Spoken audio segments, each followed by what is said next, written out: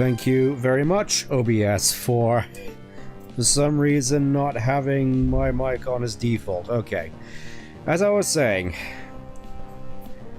Meryl's stuff here, Anref seems a lot less scary now that we've properly leveled up. I wasn't able to do as much as I would have wanted, but at the very least we seem to be with a fighting chance now. Hey Dennis. Level 13, happy to see that. Oh, bringing out the nose pass already. Interesting, okay. There's a go whole hog. That did a lot less than I was hoping for, but, you know, it's going for Hoenn. I think I already mentioned this last time, but Nosepas's sprite always looked weird to me as a kid, where I thought that, its right leg sticking up there was its mouth for some reason. How am I doing? Admittedly, been a little bit down in the dumps for most of this week. Just, reminiscing on the past, about how things used to be better. More specifically, thinking a lot about Halo in recent times, which was my first mistake. Love the outfit, thanks, Dennis. But yeah, it's just okay, and so in terms of healing, she does have, at the very least, an orange berry to make things a little bit more difficult. No, it's just like, yeah, it is quite like that, it seems. Okay. I'm hoping at the very least we can will you down long enough, because... Oh. Never mind then. And here I was thinking, oh no, Nosepass is going to be such a problem, and here I'm thinking that in reality Lily is probably going to be the bigger issue. As of course, I don't exactly have anything that's super effective against it, and I just wasted a turn on a Leer.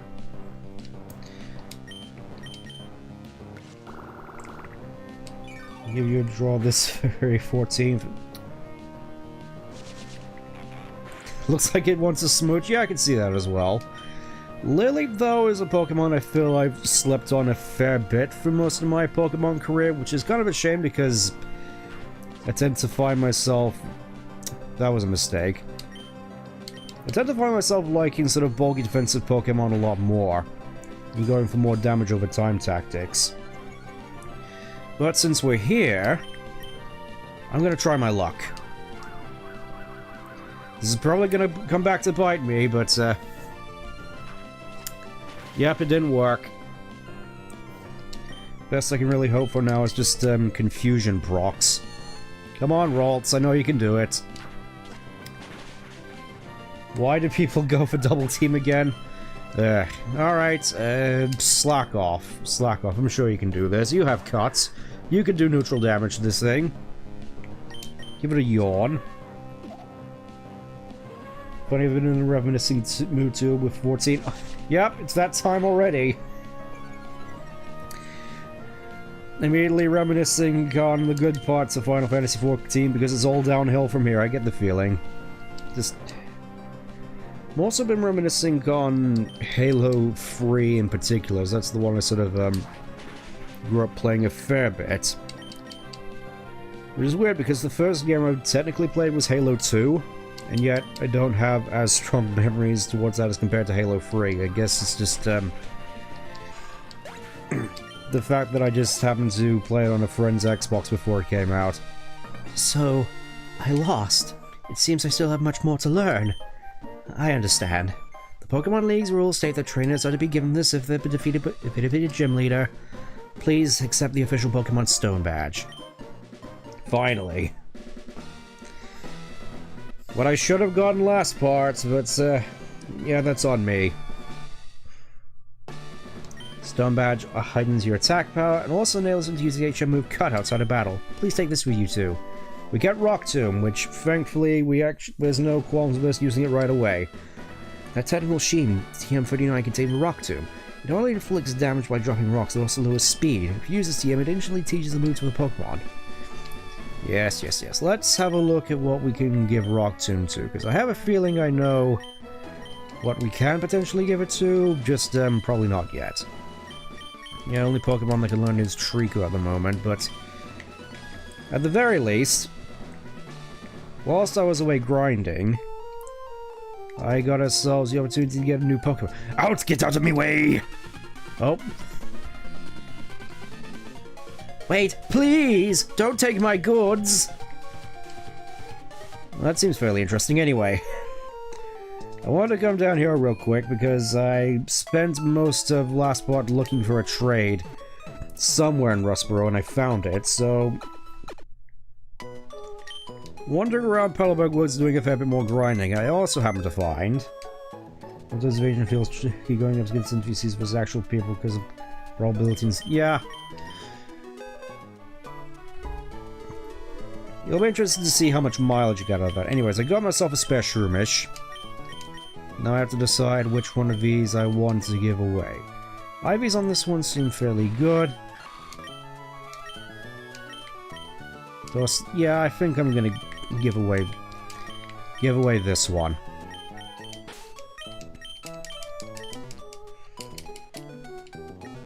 You feel better if you know. Yeah, I feel as though I've gotten over my cold for the most part at this point. Though, do find myself still coughing a fair bit whenever I do sort of super funny voices. So, maybe going a little bit easy on it for now. Anyways, wanted to come talk to you. Numal for Shroomish. Meaning, yes, if you do trades right here, you can effectively get a Numal super early. Which, at this point, I have no qualms over. Ah, the wireless adapter, an add-on that I don't think I ever actually used. It's like I have a couple of them still lying around, but I never really use them, which is weird. Maybe we'll have to rectify that by testing out trading with Mel. That's a cute name. Yeah, I'll probably have to test it out with trading with copies of regular Mel. Take care of Numal, alright? It loves adventure. What you see is what you get. Just a Numal that loves adventure.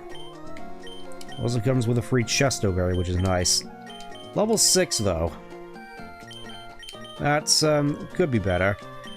And considering I can probably get Rock Tomb a little bit later on, I have no qualms just teaching Mel Rock Tomb. Welcome to the party, buddy. Nice thing at the very least is that since it's traded, it should level up faster. Which is neat because, weirdly enough, I've never actually used camera up in a playthrough. Numal. Yeah, it's just... I've heard some people call it Numal, when in reality I know it's Numal. I mean, I always called it Numal as a kid, because I thought it sounded funny along with the noise it makes. What do you have to say? What do you have to say? Exploring caves and like walking a road. You never know when wild Pokemon will appear. It's full of suspense. Also known as annoyance unless you have, like, a whole bunch of repels. I don't think I've actually tested already, but I think this has the Gen 5 inclusion of allowing you to reapply repels once they wear off. I think. Super Potion, that's going to be useful where we're going.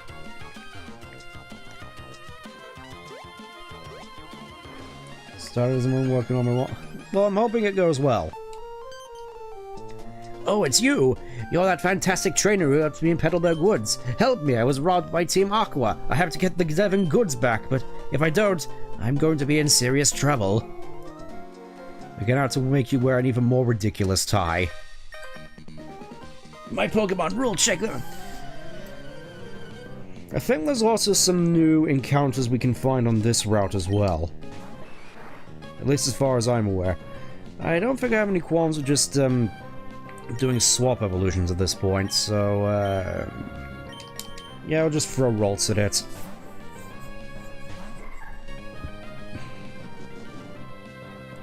Your focus energy doesn't mean all that much to me, unfortunately. Go away.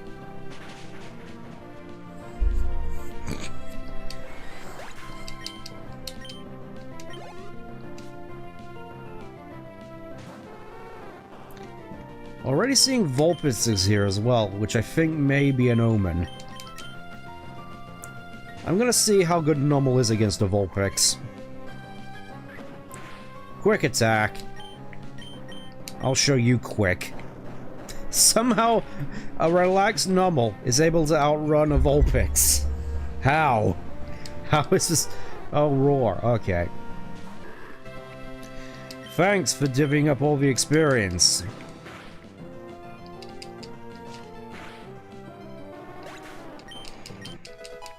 I suppose getting back on Halo, though, I have admittedly opted to get the audiobooks for at least the Bungie-era novels, because I'm of the sort of notion with Halo that nothing else in the series happened past 2010.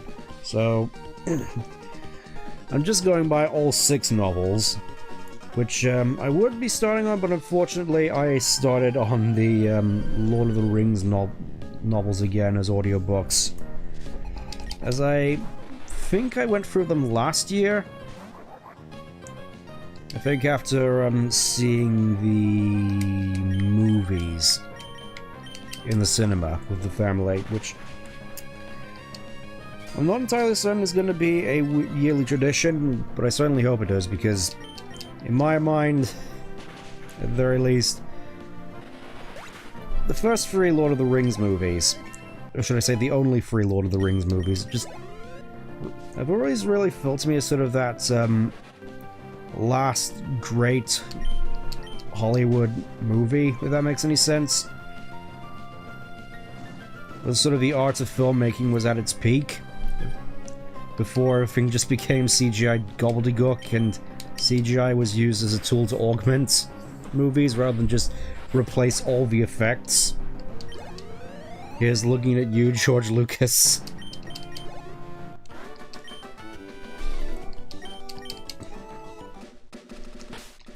I meant to grab this. Let's see.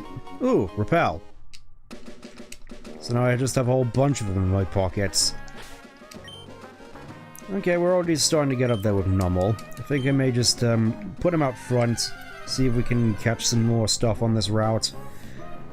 I'm not 100% certain if I want to get a Shedinja for this run. It's like, I really do like Shedinja, and he's funny to have a Pokemon who just can cheese most fights, technically speaking, because of Wonder Guard, but it's like there's so much stuff I want to use throughout this playthrough. I don't know what to use outside of some locked-in choices like Marill, Gardevoir, Trico, possibly something we might find in Granite Cave later. I mean, I say possibly, in all likelihood not, because of how that sort of thing had been programmed. I always called it Nincada as a kid. And I know it's based on a cicada. Let's see, do I... Yeah, I still have Pokeballs.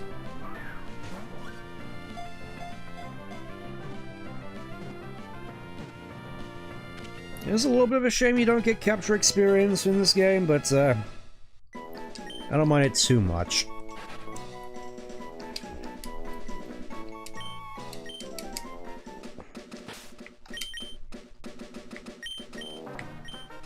Let's see. Can I just get away with using a potion? Yes, I can. Yes, I can. Ooh. What have you got for me this time, Zigzagoon? Potion. Just to replace the one I already got. Okay. Trinitives, one stuff Pokemon. Yep. I don't think we'll be using Evolution Council throughout this playthrough all that much. I started school and study on the way home, too. How? Like, writing as you walk? That's, you must be in for a lot of head-on collisions. I'm just saying.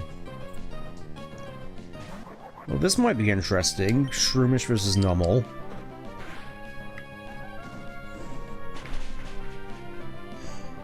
Actually, I'd tell a lie. It's like at this point, Numel is a lot stronger than I would anticipate.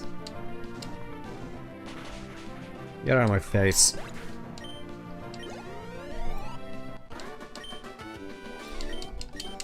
I will admit, though, getting back to Lord of the Rings, listening to them as audiobooks, well, the Andy Serkis ones are particularly good, the ones I've been listening to.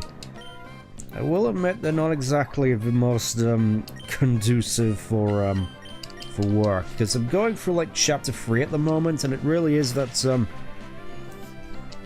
that sort of story where we're talking about all the going through. Let me start again. Where they're going through all of the Shire with the little hills and the rivers and the woods, and it's all very calming and relaxing to listen to, in the sort of way that you'd expect a bedtime story to be. I'm not entirely certain bedtime stories are necessarily good for keeping up concentration while at work, because I remember I think it was Friday, you know, I just got off of work, still listening to the audiobooks, and just dozed off to it. Which is probably what, at the very least, the early chapters of the book are good for. As, you know, The Hobbit, at the very least, was... Oh! We actually do get Spoink this early on in the playthrough, which is nice, but at the same time, we already have Ralts. So I guess it's just a nice, hey, here's a nice little alternative in case you want to use a different psychic type than Ralts. For some reason. Ooh, normal. Normal.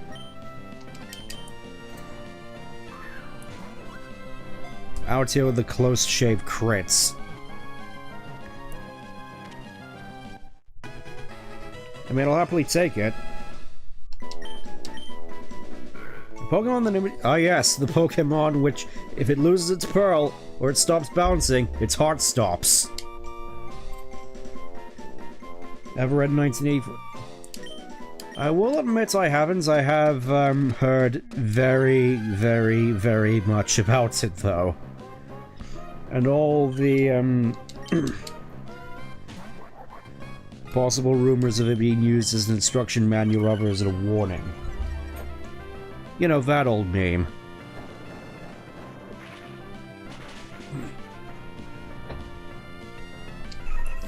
I'm not sure I'd really want to get too heavy into it, though, as I will admit, as a more sort of simple guy myself, I always preferred to stay out of politics. As a kid, just wanted to enjoy playing my video games and doing my stuff, and without being dragged kicking and screaming into all these cultural issues. I'm just like, I don't want to be here. It's like I've been drafted. I guess I would feel that a lot of people feel like that, just with the way a lot of our sort of cherished movies and games have gone in recent years. Okay, Mud Slaps. We finally get a stab ground move, technically. It's not all that great, but I'll take it over tackle, I suppose.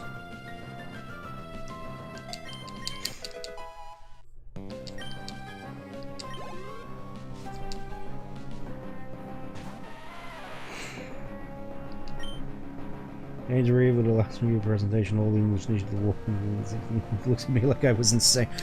I can certainly imagine.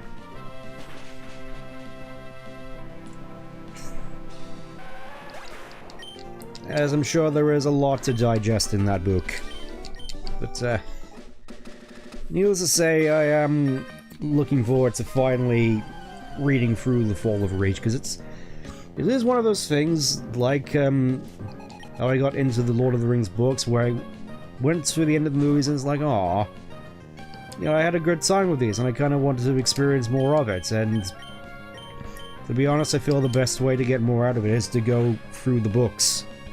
So I figured I'd put that same mentality towards Halo, and hopefully finally go through stuff like The Fall of Reach at last. As I've heard, it is very, very different to how the game goes. Almost to a controversial degree.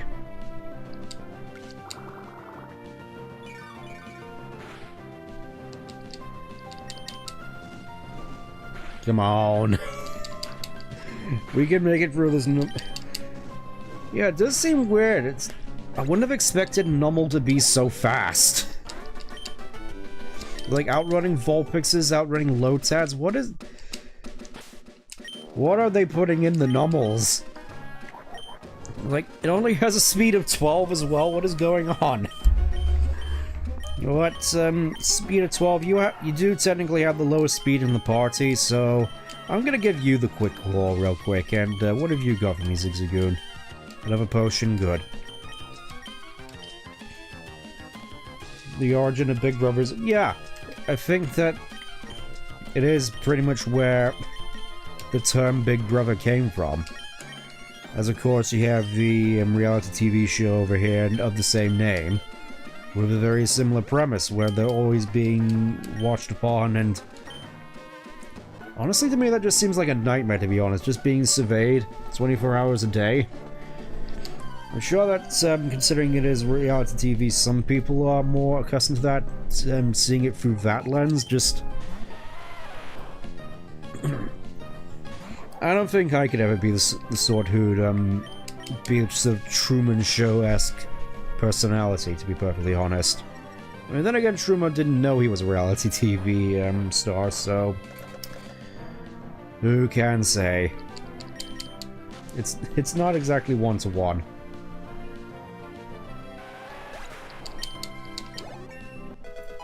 Yeah, it's like immediately Mel is already up to speed with the rest of the party. It's great. I do kind of want to keep him around a fair bit, though. It's like fire, ground, rock, just has a lot of great coverage on him, and I can't really deny.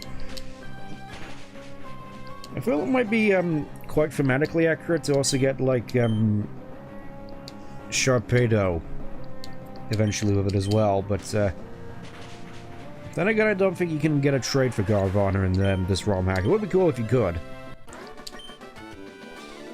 No contest at all. It really seems to be a bit of a generalization, seeing all hikers as being completely spherical. I mean, that's just me. Also, if I'm not mistaken, I think once you use cut on these trees, they stay permanently chopped down. We'll see that in action later, hopefully. There's a lot more trainers along here as well, so I do want to get a bit more experience, and oh. What have you got for me this time, Zigzagoon? Full restore, yes! Already rolling in with the good items. It's just like what happened with the Nuzlocke. I'm not certain you can buy ethers, but considering you can buy leopard berries, I don't think it's too much of an issue. Pineapple berries. It really is just a pineapple, isn't it? Which sort of leads me to wonder if they too have quarrels about whether pineapple berries go on pizza. Because surely they do have pizza in Pokemon, don't they? I know we have more sort of the more recent stuff with we're constantly wondering what chorizo is made of. And there's ramen and there's sushi, which what is the sushi made out of? But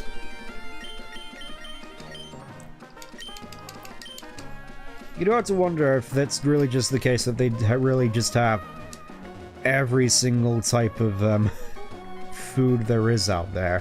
I mean, I know the anime made light of that a fair bit. Like Team Rocket's constantly having to order Chinese food because they couldn't afford anything else. Okay, double battle. Finally, we get to share around a lot more experience. Look at those glasses. You're not entirely certain if they're sunglasses or not, actually looking at them. I'm thinking they might be, in which case this is pretty cool. Alright, take care. Really are hitting us pretty hard with there being Vulpixes about, aren't they?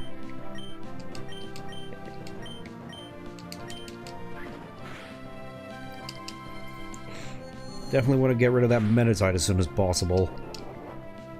Or not, let's just leave it as it is. Double team. Oh wait, we got he's got Truant.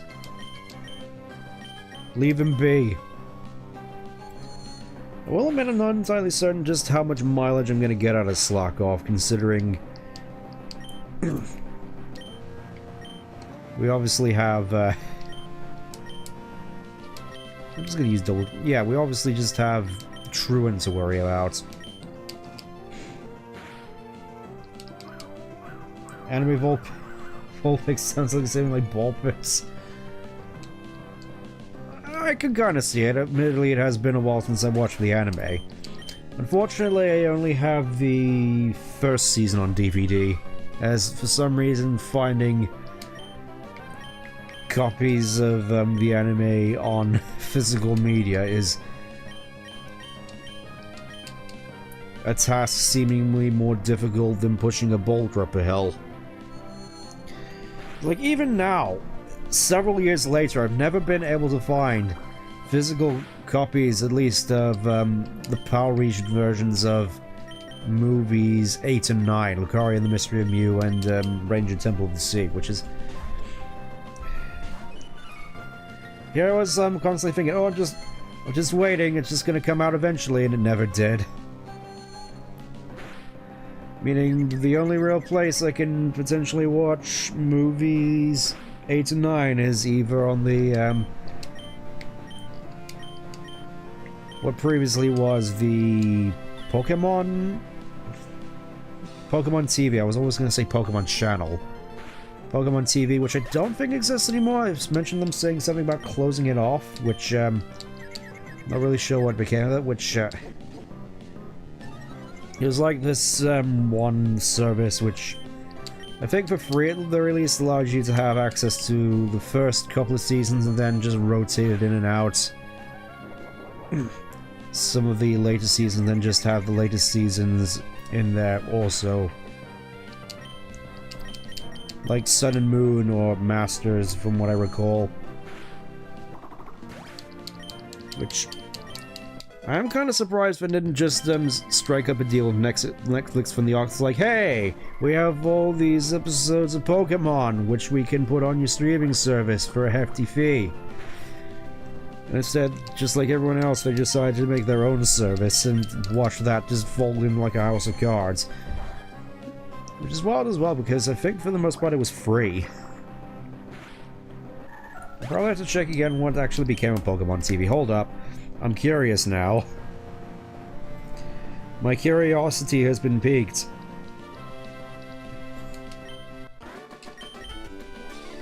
Okay, discontinued March last year. There's no the app downloaded runs price.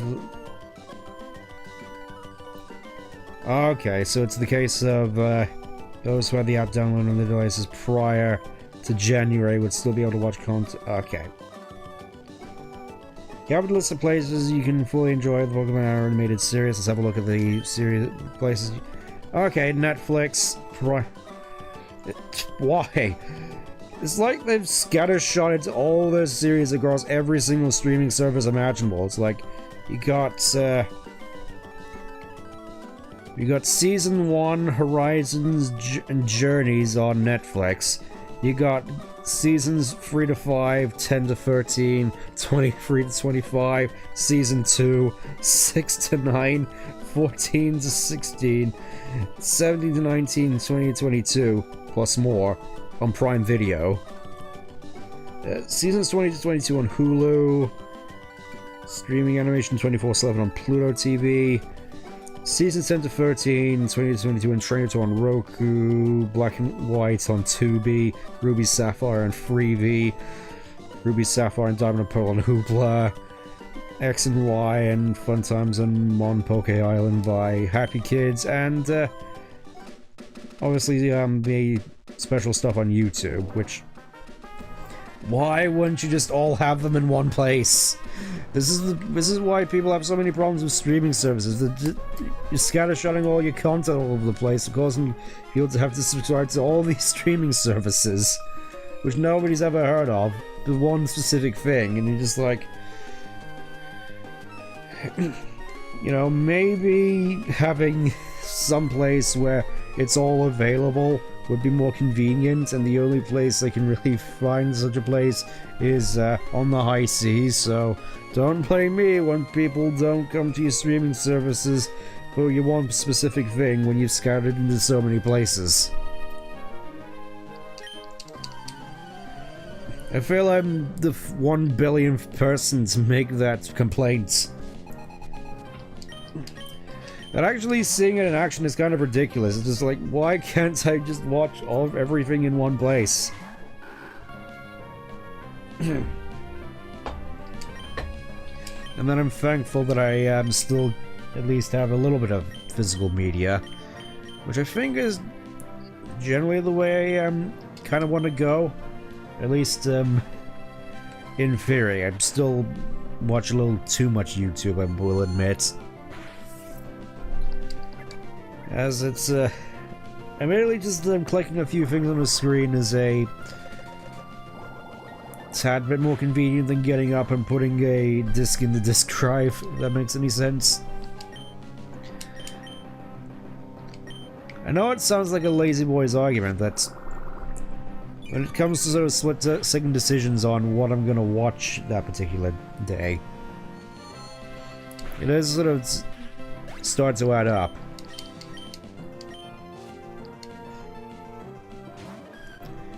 Oh yeah, kind of weird that we're starting to see Igglybuff around here as well. It's like, all of a sudden the encounters have suddenly become a lot more dynamic than they were in the past. I wonder why that is. At the very least, it should make Nuzlocke runs around this area a little bit more interesting, as from what I can tell from what I read of the encounters list at the very least, there is more stuff in Rust Turf Tunnel than just Whismur. Pokemon or a Bunslash. Well, I admittedly was debating doing more Pokemon stuff on the channel, just considering I would likely mostly be sticking to stuff that was released before 2006/2007. I kind of feel my options on there would be a little bit limited, because admittedly it may be a little bit difficult to try and get footage of DS games. There's a YouTube channel the app should... yeah. Which is a shame, because I did watch the app a fair bit on my phone. You're actually getting to see all the stuff on the Orange Islands, which I hadn't been able to watch in years, and it's like for the longest time, my only account of the Orange League Championship, where Ash fought that Dragonite, it was in the novelization, which I think I still have kicking around somewhere, like in one of oh no. Not the pursuit. Poor Rolls, just...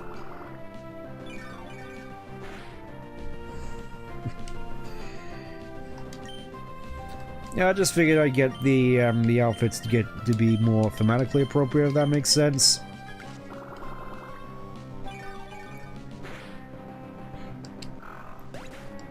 As these are two series that I've grown up with a fair bit and still hold near and dear to my heart, one way or another. I still actually have a poster in my room of the whole Hoenn Pokédex. Which, considering this is my first Pokemon game, it is out that it be the one which is nearest and dearest to my heart, even if arguably Gen 3 isn't really the best game in the series. Alright, take care, fans. Hopefully you are able to make heads or tails of that program, because I will admit I probably wouldn't.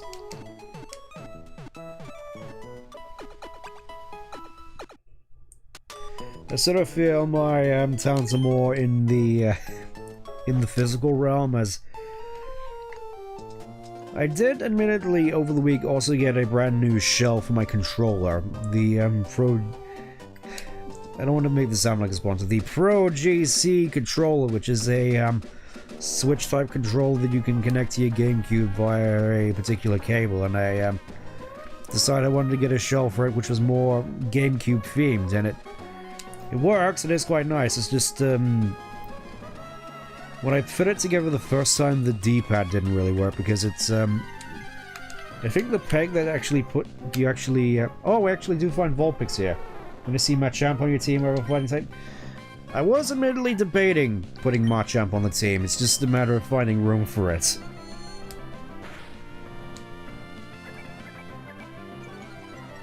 Taking on this guy because that's... Well, I'm certainly hoping you don't break your laptop. But yeah, I guess to show off the new trait evolutions and how they're being treated in this whole Romhack, I do was definitely considering bringing Machamp onto the team. But again, there's just a whole bunch of stuff that I want to put on the team, so it's a matter of finding what stuff I want to put on there. I think, looking at the team so far, maybe I could potentially make room, but I think that might mean saying goodbye to Numble at some point. Another potion. What's going on? I was digging in the tunnel without any tools when some goon ordered me... Ah yes, back when goon meant something entirely different. I miss those days. I miss the days when goon was just the name of a henchman. Well, that tunnel's filled with Pokemon that react badly to loud noises. They could cause an uproar. That's why you stop using heavy equipment for tunneling. So, you're just going in there with your bare hands, not a pickaxe or a shovel?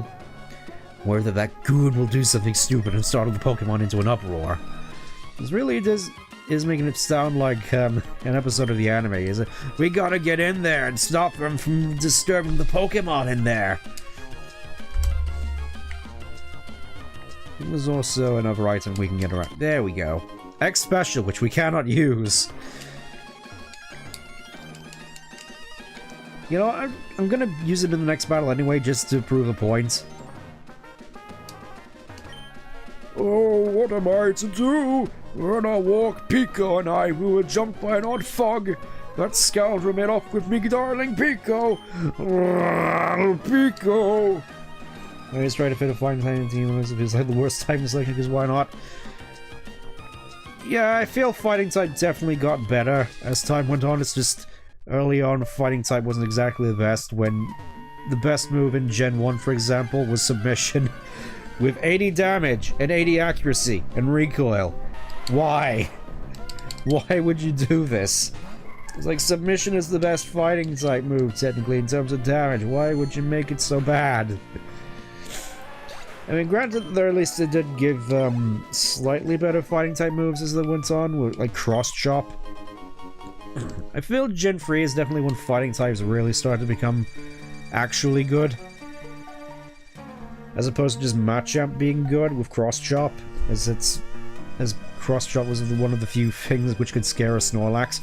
What, are you coming? Come and get some then! I can't trigger all these wild encounters without getting closer. I will admit I don't recall Geodude being in here before. And it's fine with me. Just means I get to catch a Geodude here and not have to worry about it. Ah, keyhole it all! That hostage Pokemon turned out to be worthless, and here to think I made a getaway. In this tunnel to nowhere! Hey, you! So you want to battle me? This doesn't help that we don't really have a lot of good Pokemon, not counting the numerous Fire Star. Yeah, that's also a problem with Fire types in the series. Like, I don't think I need to explain Gen 4, where your only option outside of Infernape was Ponyta. Here at the very least, we do have a fair few more options. Like, if you want a Grass type at the start of the game and you didn't pick Shriko, you have Lotad and Seedot.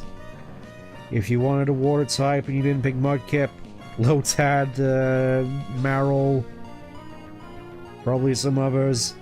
And here you get Vulpix and Numble. It's nice. Anyways, I think you just have the same old stuff. That's not a good opener. Oh, you didn't use Pursuit, thank goodness. Think it's hilarious that only firefighting ones at the start. Like, I definitely thought it was weird with the Chimchar line, as it was just Blaziken but better for the longest time before Speed Boost. But whilst Emboar is distinctly different from Infinite and Blaziken, at that point it just felt kind of ridiculous. Like, Fire Grounds, Fire Dark, anything aside from firefighting? No. You just gotta do this again, which is funny because, honestly, I think I would have preferred if Emboar was just pure fire to go along with Superior and Samurott being pure types. You know, just have the first game since Gen 2 to have all pure type starters. Most fire types will be available halfway through without pirates. Yeah, which is nice since as they added Normal and Vulpix so early here. Most fire types will be... yeah. Me career in crime comes to a dead end. To Davy Jones's even. This is plain not right.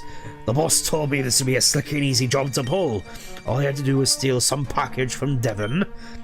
You want it that badly, take it.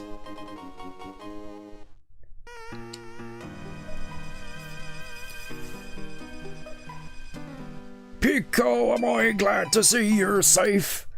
Peeko owes her life to you, my dear Peeko. They call me Mr. Briny, and you are? Ah, so you're Stint, I sincerely thank ye. Now, if there's anything that troubles you, don't hesitate to tell me. You can usually find me in my cottage by the sea in Petalburg Woods. I'm sounding a lot more like Hagrid as this goes on. Hello, Hermione. Hello there, Harry. It's me, Hagrid. I've returned from the PS1, Harry. Do you like me new makeover? Hagrid, you look terrifying. Oh, don't say that, Harry. It's just like all them monsters in the Forbidden Forest, but not so bad once you get to know them. Anyways, I was gonna say let's get out of this cave. I want to have a look around for some more Pokemon first.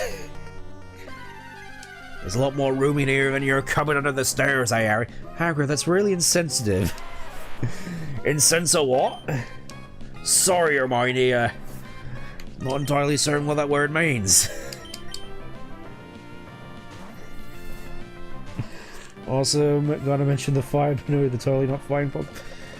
I mean, you say that, but it did get Libero. How's the World Strain going? We're very nearly level 16, which fairly certain in this Romhack they lowered the evolution level for Curlia to 16. We'll see. We'll see. Because as far as I'm aware, at the very least in the designer's mind, the color isn't exactly all that good at this point in the game either. Well, mostly just a lot frail, very frail until you really get to Gardevoir, where it properly goes off, because then of course you have Carmine and Shockwave from Watson and Psychic and all the good stuff. Don't get any of this because I know nothing about Harry Potter, which is ironic as well, because I also went through the entire of the audiobooks for Harry Potter recently as well. I personally think my favorite it would be Goblet of Fire. There are also definitely a lot of moments I like in the finally Whismur. To think you'd be this rare. Anyways, there are quite a few moments I did like in the later books. Like, there's one particular moment at the end of Order of the Phoenix where Harry's in Dumbledore's office, which I quite liked, as well as the end of Book 6. Generally, I had a good time with all the books, except Book 5, where you got to the date between Harry and Cho-Chang, and it's just like, oh, this is so hard to get through, it's the worst. This is the worst thing, hearing about all this date stuff. Can we please move on? And it went by very slowly. ISV, Pokemon wins, More into Naruto from Power Fantasy Mutant Harry Potter. Yeah, that's fair enough. teleport.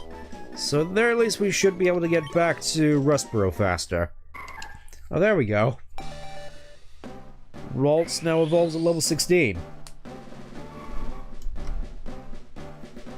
Which is nice. Like, we went through all that trouble. Get to, from level 4 where we only had Growl. And now, we got Curlia. Meanwhile, me reading about Norse mythology. I haven't heard a lot of interesting stuff about... oh, Curly gets Charm. That's pretty nice. I'll happily take that over Growl. It might actually be useful. As I remember back in Gen 2 when Charm was considered super powerful. And, like, you'd see it all the time on competitive teams. Not so much nowadays. It's time for a cheerleader phase. Yep, and it also means, more banging that confusion. Also means I could probably put Curly at the back of the party as well. To make room for... let's put Nummel out again. It's just I'm fairly certain there's something else in here aside from the Geodudes and the Whismers, which is kind of funny that we got this tunnel here and yet... oh, here we go, Igglybuff. A4, why I wake up to 7 dwarves standing above me with a strand of hair. Intimidate takes priority now. Yeah. Yeah, I suppose that does make sense. I don't... I'm gonna actually bring Zigzagoon out into this because I don't want to knock it out. As yes, you can find Igglybuff in the Rusturf Tunnel now. Which is why they're making such a big deal. Like, hey, look at Igglybuff. Igglybuff is here now. Oh, great. Oh, great. Just double whammy. Attract and sing. Oh, my favorite. Oh, let's... boy, howdy, do I sure love fighting Igglybuff.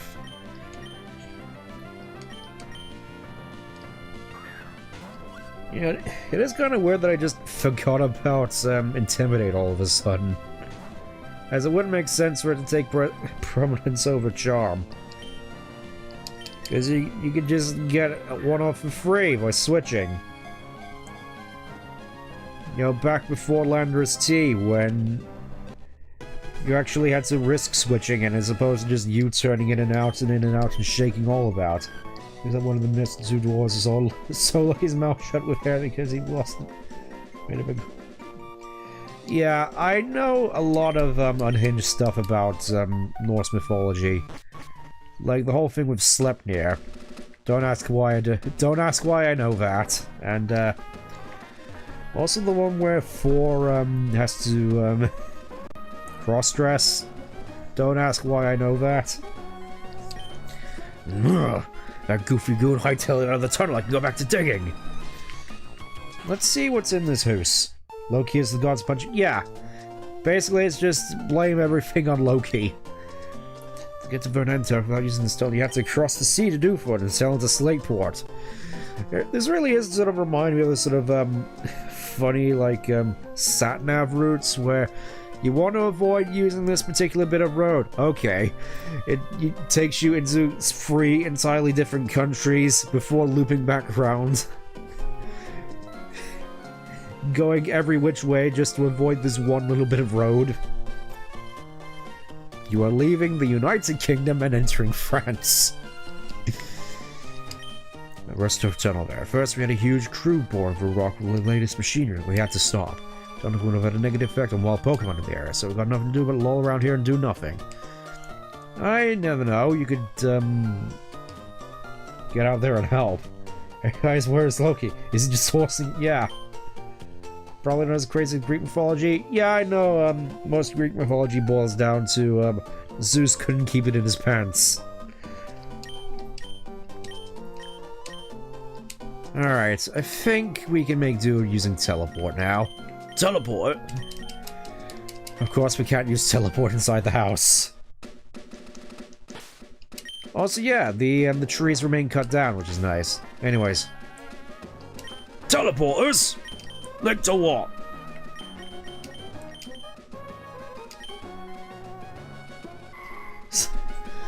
Yeah, it's just becoming crazy, to say the least.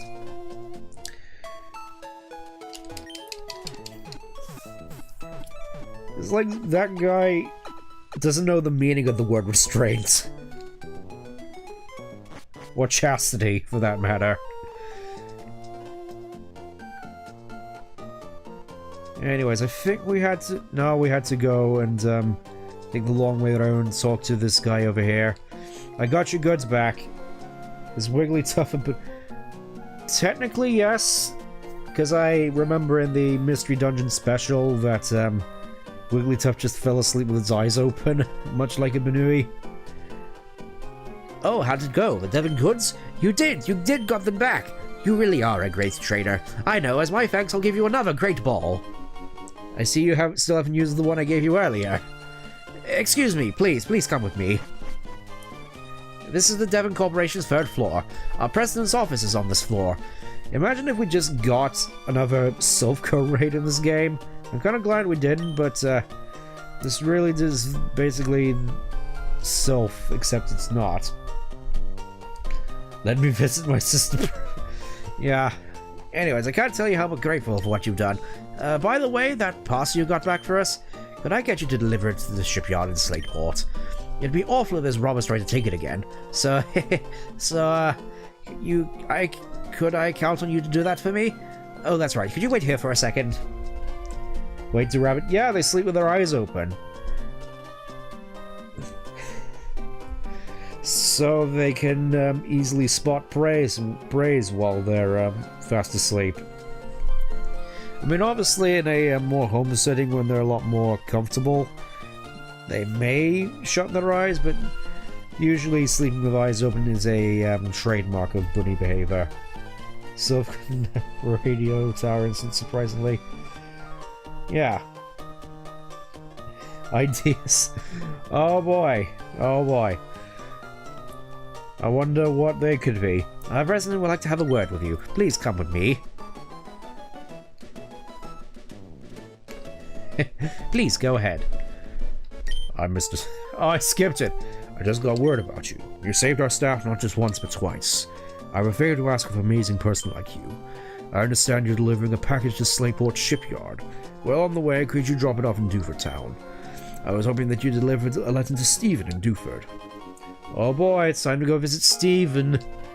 Now, you should know that I am a great president. Debatable?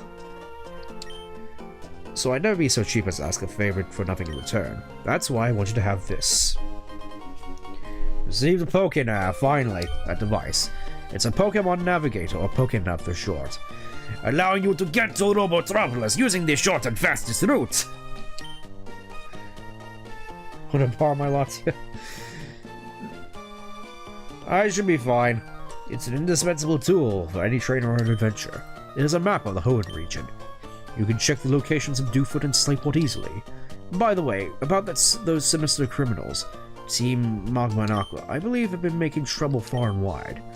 I think we'd best if you rested up before you went on your way. Oh, you get a free heal from them. There's a potential out of taking the 50-50 is nothing, perhaps. Well, then stand to go with caution and care. Alright, away we go. Away we go to New Horizons, which is just Duford again. Hopefully things will go better than last time. Oh, hello. I've been developing an added feature for the POKéNav, and it turned out great. Stand pay, I see that POKéNav, the one our president gave you. There you go. I've added a new feature named Match Call to your POKéNav. Using the Match Call feature, you can chat to people who have been registered to your POKéNav. Hence, our President Stone should be registered in your POKéNav. You already know how to use Match Call? Yes, I do. Okay, I better get back to work. Please take care. Yes, you can actually skip that this time. Let's have a look in the POKéNavigator. On the dawn we set our sights. Not again. Not again. I prefer the evening. It's like in Pokemon Moon. I like being up at 3 AM. Party Pokemon. Oh.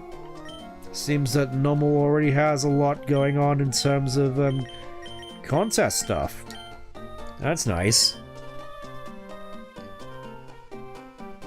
Let's suppose at the very least it should give us a head start. I think they also reworked the Sheen system, so you can potentially more easily get all your stats maxed out.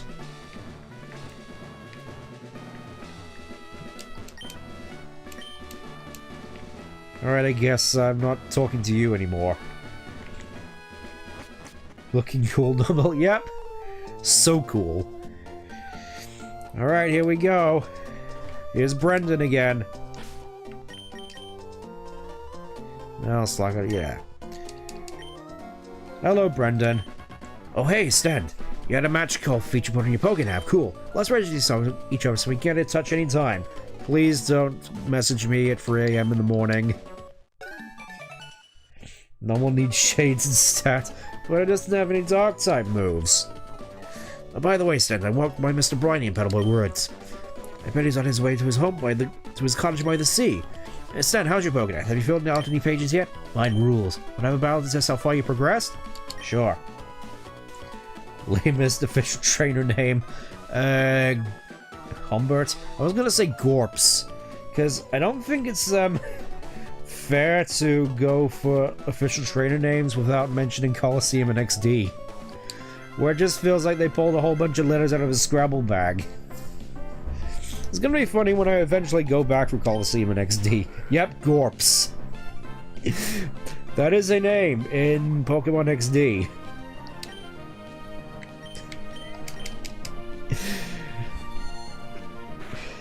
Yes, Gorps is the name. Wow, that Spoink is surprisingly tough. Let's try a Rock Tomb on it. A little bit better. Please don't use any psychic moves. Never mind. I was gonna say, please don't use any. I remember nothing of those games. It's a shame, really, because I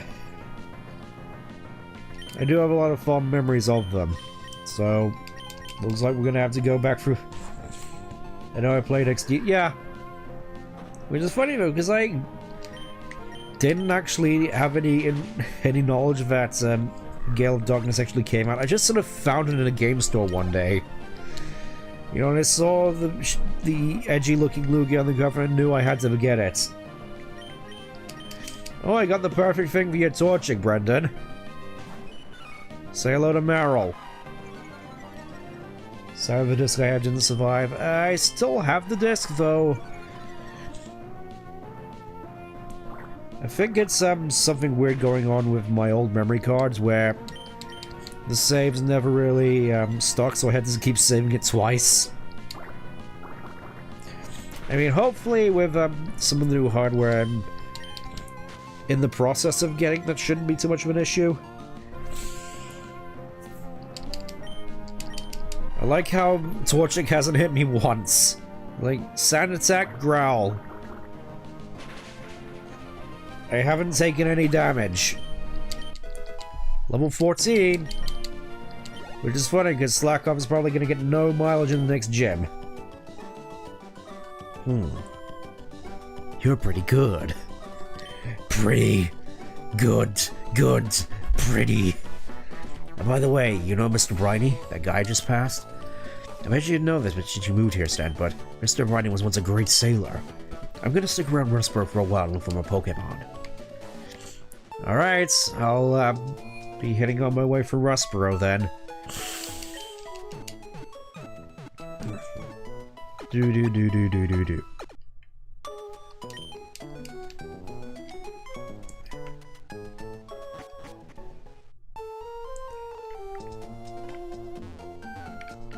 I'm sort of worried, to be honest, about this sticker I put on the back of the controller. It was probably unwise, but I wasn't really sure what else I was going to do with it, and I figured, I know, it's probably a little bit out of the way of where I'd put my fingers, but just actually using the controller, it turns out that is not the case.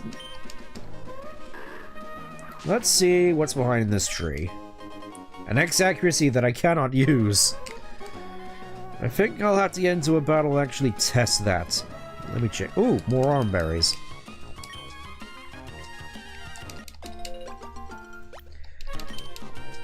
Which, hilariously enough, are I was gonna say hilariously less powerful than they are in the Mystery Dungeon games, where it's like, an orange berry in the Mystery Dungeon games heals 100 hit points. And you get a supreme amount of mileage out of it. Here it's just a measly 10. It is very much a starting berry. I want to check real quick if cut works as it did in the previous games, where you use cut in the middle of a whole bunch of tall grass. And it just cuts away the grass, like you're playing Ocarina of Time. Or Wind Waker. Wind Waker seems more apt.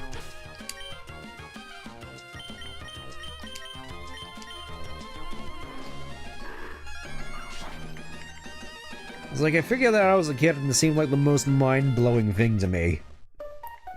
Anyways, let's get through these woods. I don't think there's anything I need to do in here, so... Oh wait, there's, more places I can cut through. Unfortunately, it means I'm gonna have to go back the long way. At the very least, I can actually test if X accuracies work. Let's have a look here. So, X accuracy... X... Yep, it just straight up... doesn't give you the option to use it, so... Free money, I suppose. Which, for me, at the very least, has always been the case.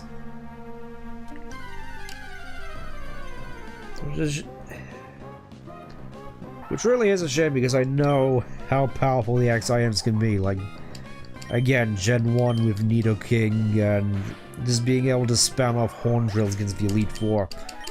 As I know that at least that is the speedrun strat. Which I do kind of find funny that Pokemon games, with how RNG based they are easier to are more likely for you to speedrun than Halo games. Oh, I need that badge from Respiro Gym. You must be a trainer. Try using this. Miracle Seed. Nice. I'm not entirely certain as to whether the effects of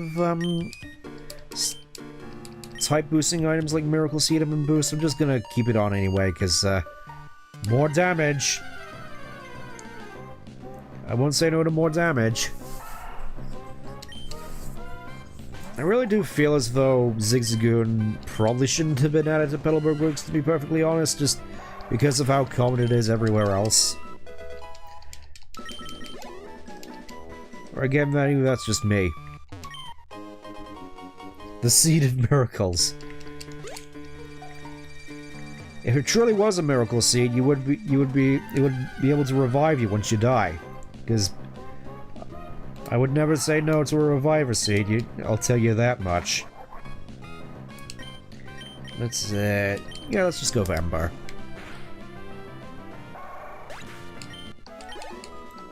Nice. More X items. And I think there's a hidden item in here. Yes, there is. Another potion. In case I didn't have enough of those. Sometimes there are things in the ground you can't see, and that's why I always check where I'm walking. I think this is a trainer. I think. No. Just tells you not to throw your Pokeballs at a trainer's Pokemon, even if it is a shiny, like that one Espeon in Trainer Tower, which always befuddled me as a kid, because that was, I think, the first shiny I ever did see. It's like, huh, why is that Espeon green for some reason? That's kind of weird.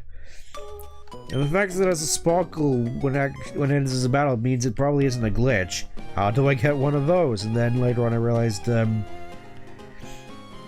suppose it didn't really click with me as a kid with the red Gyarados being a shiny. I just thought, oh, it's just a unique looking Gyarados with a similar looking sparkle. And then of course I learned about shiny Pokemon and I was like, oh. And then I got my shiny Beldum, which I missuited for months in Black and White in order to have it in Black and White 2 from the start, and that was definitely an interesting experience, having a Beldum / Metag near the start of Black and White 2. Oh, I didn't. I suppose I haven't fought you yet, which explains why I was so pitifully low on experience. Alright, let's tango, Billy. Oh, Billy. Oh. It's a shame as well, because I've outgrown you in terms of experience. Remember not to throw your Pokeballs to train a Pokemon, but why? What if I wanted? Last doesn't need that second Dragonite.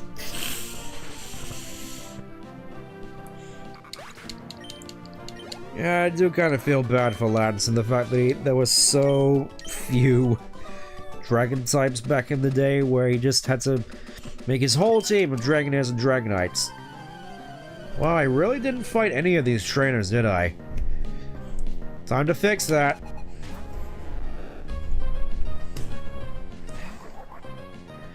I think realistically I should be putting a little bit more experience into Curlia, to be perfectly honest, because she is going to be my ace in the hole against Brawly.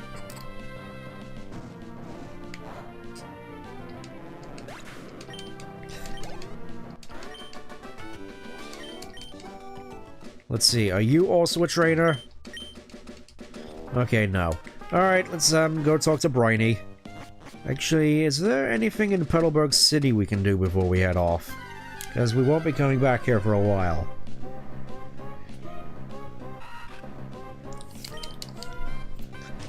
I will admit,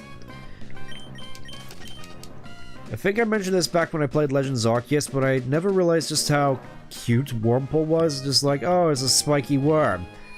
Especially in Colosseum, where I feel the more polygonal jaggediness sort of reinforced the fact that Wurmple was kind of this spiky, ugly bug, and now you see his little face and it's like, oh, it's actually kind of adorable. Just like Caterpie. As it really does feel sort of like a crossbreed between Caterpie and Weedle. There are many strong trainers who are strong if you said. Across the sea in Doofer Town is a gym leader named Brawly. You should go challenge him. Yep. Generally just a lot of stuff going on in good old Dooford. Probably gonna tackle Granite Cave first in order to get some more experience. I'm sure most of you have seen what I put in the description. I just thought the joke is too obvious. I gotta put it in at least once. Hold on, lass. Wait up, Peeko. You're stunned. You saved my darling Peeko. We owe so much to you. What's that? You want to sail with me? You have a £1 for Dooford and a package for Slateport, then. Quite the busy life you must lead. But certainly what you're asking for is no problem at all. You've come to the right man. We'll sail for Dooford. Dooford it is, then. Anchors away, Peeko. We're setting sail, my darling. I think you can see what you mean by coughing. Feels like I'm back in Limsa.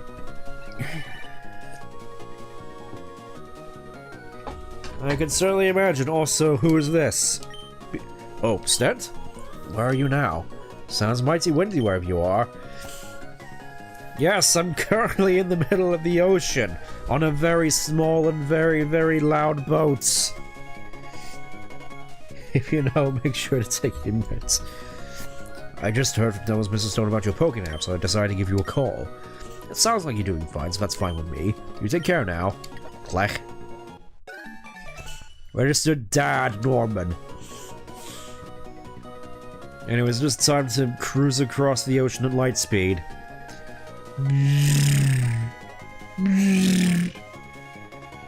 Well, here we are. Ahoy! We've hit land in Dooford. I suppose you're off to the out there to... who is it now? Steven.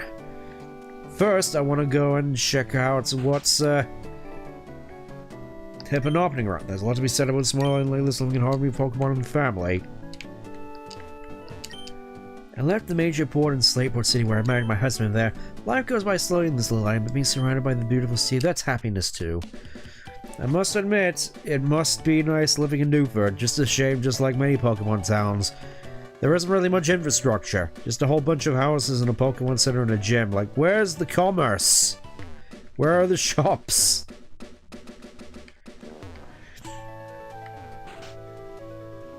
I mean, I suppose, since it's by the sea, I'm pretty sure you expect to just fish your food, but...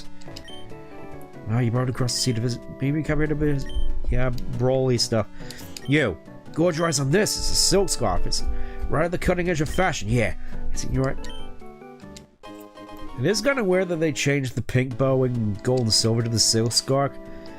Then again, I don't think the pink bow was all that common, as far as I recall.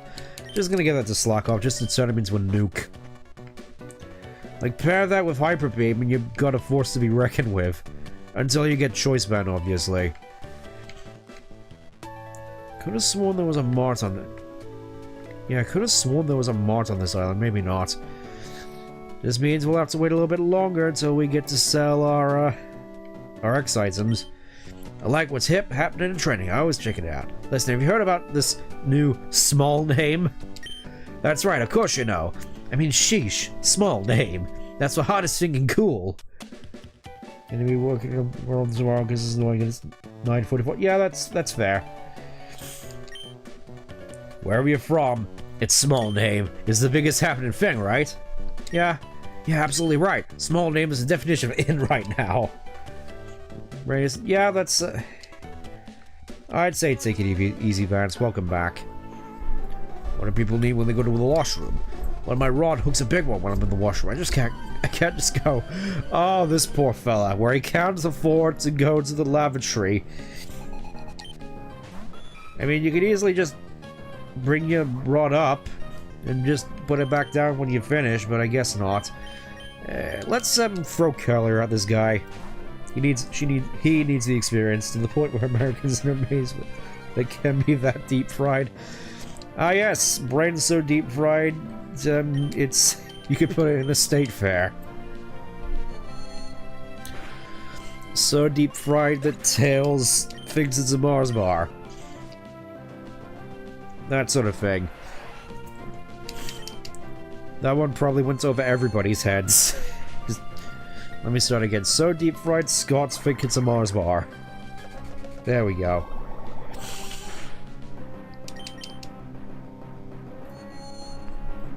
We're at least certainly hoping that Confusion will be able to carry us through a lot of this, though, I've heard Brawly has also had a bit of an overhaul to his team. If Roxanne is any indication, just Anaref and Cradley... No, Lily and Anaref right off the bat. What could Brawly possibly have? Well, Spizzer was trying not to go to the washroom. Ah, oh, poor fella.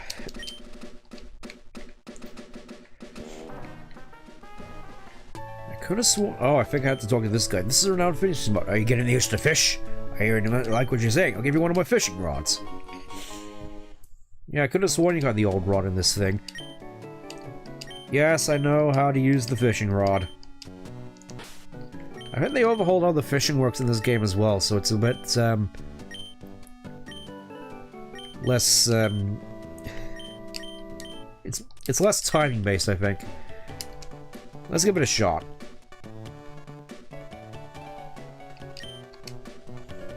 Let's give it a shot. Okay, so I think it's just getting rid of more of the dots when you get in. We get Magikarp! Yay! Everybody's favorite. Why would you use anything else in the game when you can get Gyarados? I'm not going to be using Gyarados for the rest of the playthrough, though. I can't help but wonder, to be perfectly honest, what the game would be like if instead of Magikarp being the sort of super common fish, it was Feebas. And Magikarp / Gyarados was sort of the rarity around the Hoenn region.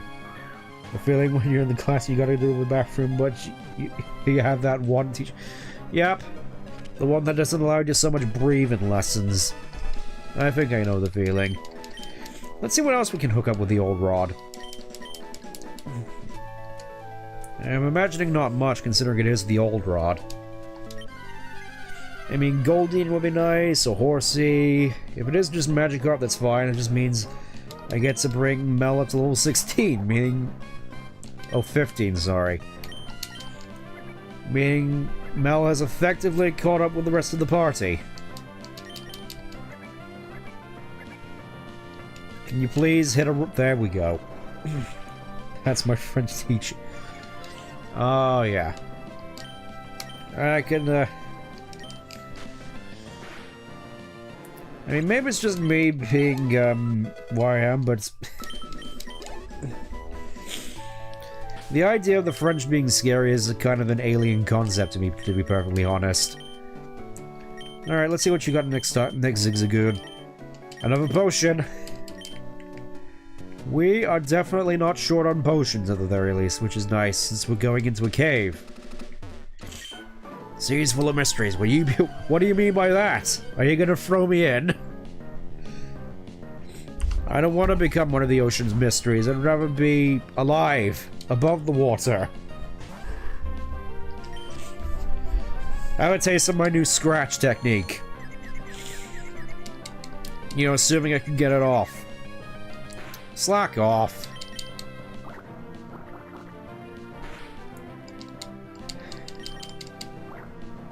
Yeah, this is the drawback with truants. Confusion can effectively lock you out. Alright, so I'm gonna switch to Trico. Trico also could use some experience, as quite close to evolving, actually. Have a taste of my Miracle Seed boosted Absorb. Well, it's still mighty impressive at this stage of the game. My performance is... oh. Am I having issues with the stream? It doesn't... From what I'm seeing, the stream seems to be fine on my end, or is it just, well,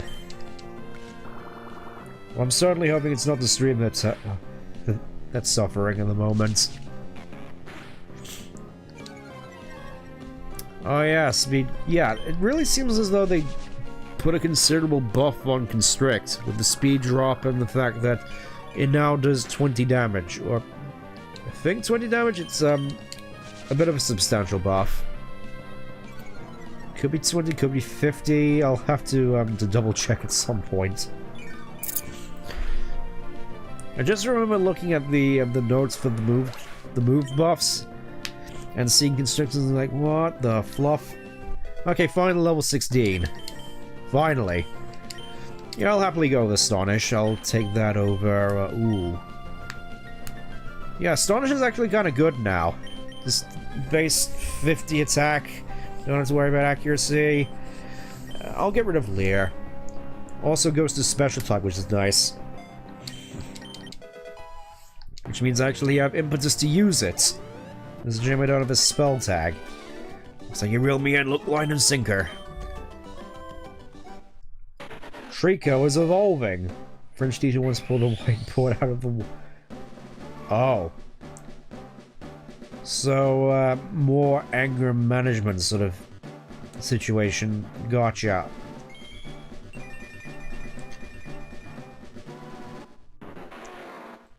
Like, ripping it straight out of the wall, that's definitely a bit unnerving.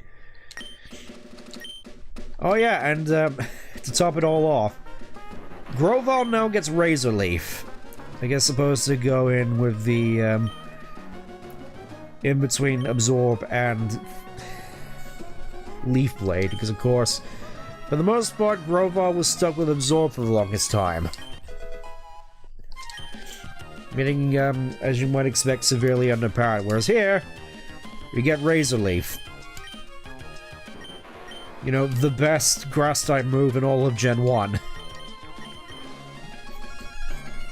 With its high crit rate. So I imagine that's gonna be fun. What do you prefer, fishing in the sea or stream? In a pond? Also last year I had a teacher threw a student's laptop on one of those on the... oh no.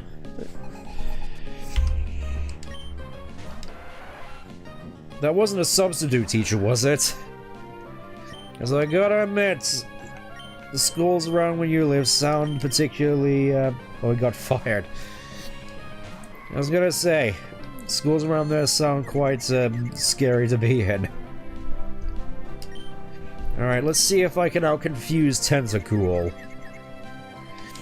I'm fairly certain they also buffed the accuracy on Super Son. Oh, Whirlpool as well, so I can't switch out no matter what. And I can't use healing, so... it's up to you, Carlia. Not a... Oh, not a substitute. That's even worse, arguably.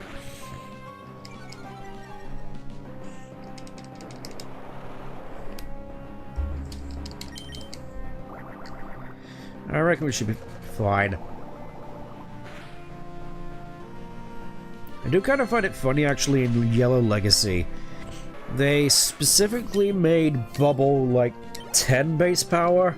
Specifically in Yellow Legacy, because you could get Poliwag in Viridian City, and they didn't want you to have just sort of a clear-cut, easy solution to deal with Onyx. I mean, it's like, yeah, you got a water-type move here, but it's super weak. Burn mark at the ceiling of Classroom that she... Oh. Yeah, she sounds kind of terrifying, to be perfectly honest. You see? Oh, through an oh. I was wondering if it's like a Bunsen burner gone wrong. Because we did a lot of messing around with like these really old Bunsen burners back when I was a kid. You know, just putting like bits of copper in there and making like copper crystals.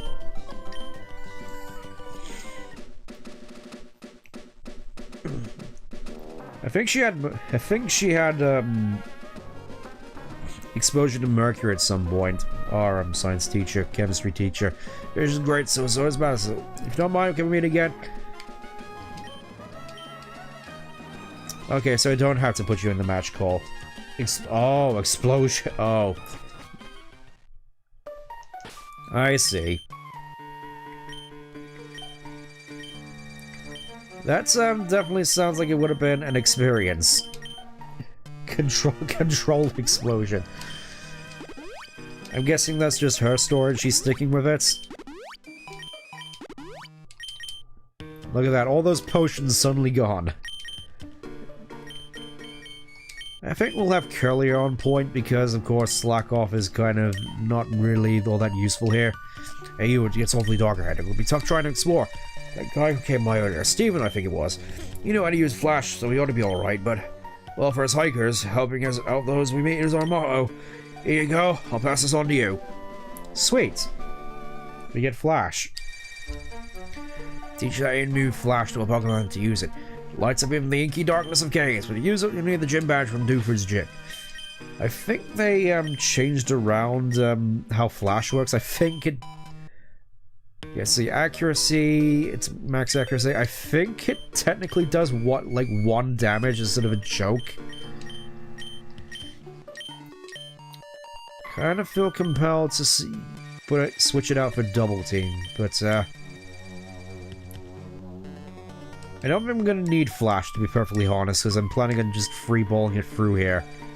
You know, get the letter first, do some ideal physics reading and a really neat geography teach. Yeah. It's nice that it sort of balances out at the very least.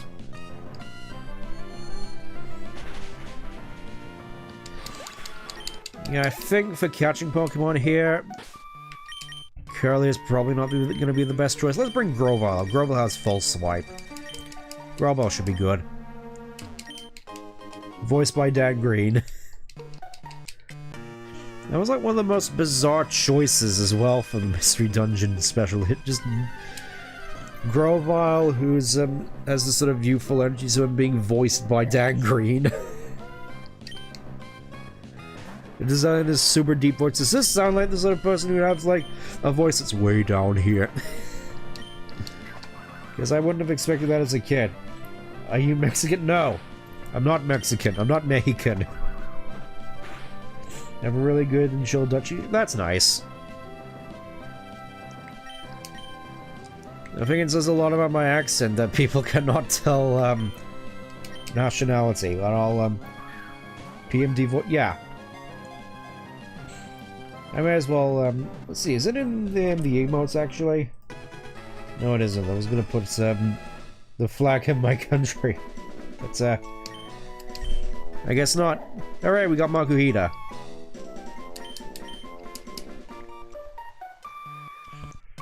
I suppose it is funny, actually, because as a kid, I always got, commented on about how my accent was weirdly, stereotypically American.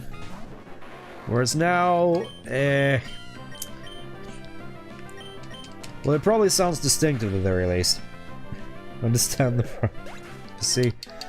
I may as well put it out there at the very least. I'm not gonna, at least hoping not dox myself with saying this, but, British.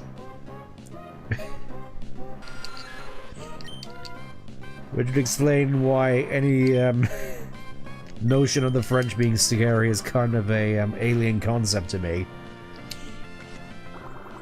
I think they also buffed leech life here. I think. At least a little bit. Not as much as in, the Legends, was like 80 base power for some reason. Always get asked if I'm from America, England, Ireland, or lately, even Australia. Ah. So I guess it's more just sort of, the accent thing, yes?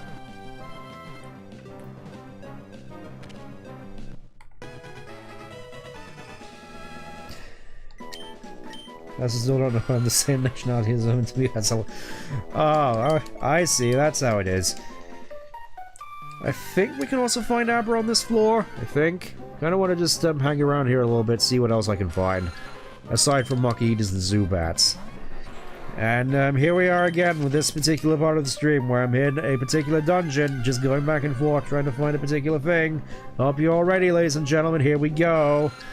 I mean, then again, since I don't really plan on using a lot of things in this dungeon, I think I can just sort of mosey on through. There we go, there's Abra. I know what you like, Abra, and guess what? Thank you, Zigzagoon. Ultra Ball, go. 1, 2, 3. Heck yeah.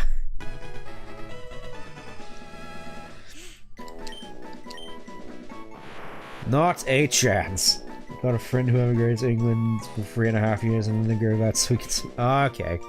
So again, it is the exposure thing, because as a kid, I did watch a whole bunch of Cartoon Network shows before we got rid of Sky and moved to like Freeview, where we got all the rubbish channels. Because I really did like Cartoon Network back in the day, where arguably in its prime, where you got like, you know, Samurai Jack and Tsunami, Ed and Eddie, Powerpuff Girls, Johnny Bravo, you know, all the good stuff. Yeah, into the PC you go, Abra. Alakazam is arguably better than Gardevoir in this game, but I'm still content using Gardevoir.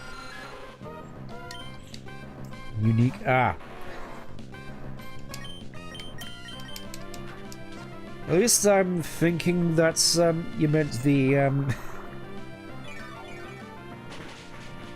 the term unique as I know it, which is spelt differently. I'll put it in the chat, hold up.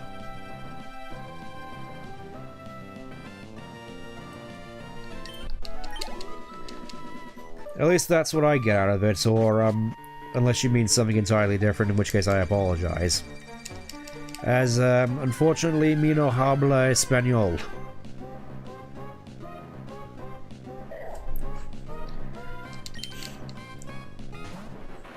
Not 100% certain, but I think we can still find Morwell down here. At least I'm hoping we find Morwell down here, because I do like Morwell.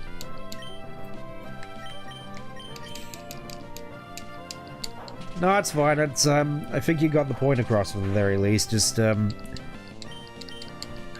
lot of English words are kind of a experience in of themselves to try and spell. And pronounce.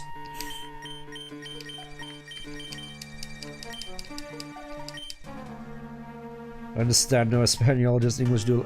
That's fair. Can't go over there yet. Oh, there's trainers down here. The rugged path ahead tests both your strength and endurance. Are you ready to face the mountain? We're not in a mountain, we're in a cave. What are you talking about, sir? Have you been down here so long that your mind has gone? Level 15? I mean, it's only one, so I suppose it makes sense. Just, it only feels like they're kicking it up a gear. I'm gonna say that, but then Curly just sort of plucks his hairs like a guitar string.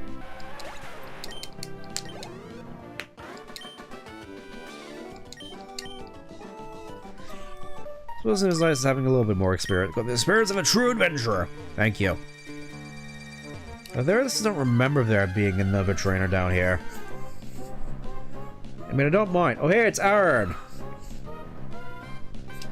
The ultimate example in steel being heavier than feathers.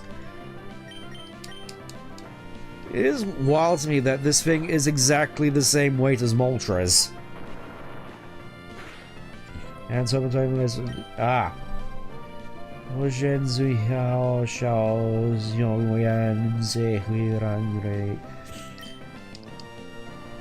Yeah. Not exactly fluent in Shonyan either. At least I'm assuming that's Chinese. Again, could be wrong. I mean, at the very least it looks Chinese from where I'm standing. Yeah, let's get over here, Aaron.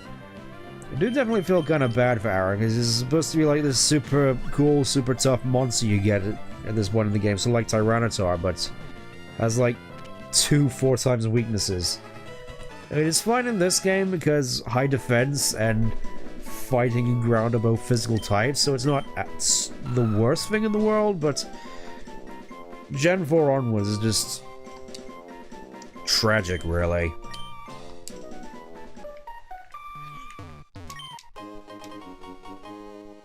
Streamer just thought I'm like, congratulations!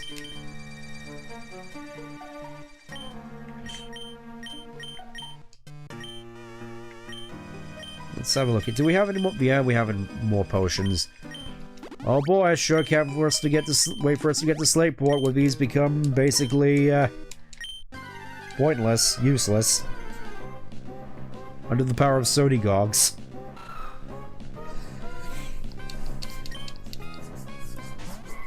Again, I could have sworn Mawile was down here, but I guess says even I can even speak Chinese, which can confuse people a lot, just like you are right now. Fair enough. There's just a lot of words and how they were spelled / pronounced. Did at least resemble Hoenn. Well, since we're talking about languages, I don't really understand English very well. In fact, you're the first history I've seen in English, and it's sometimes difficult.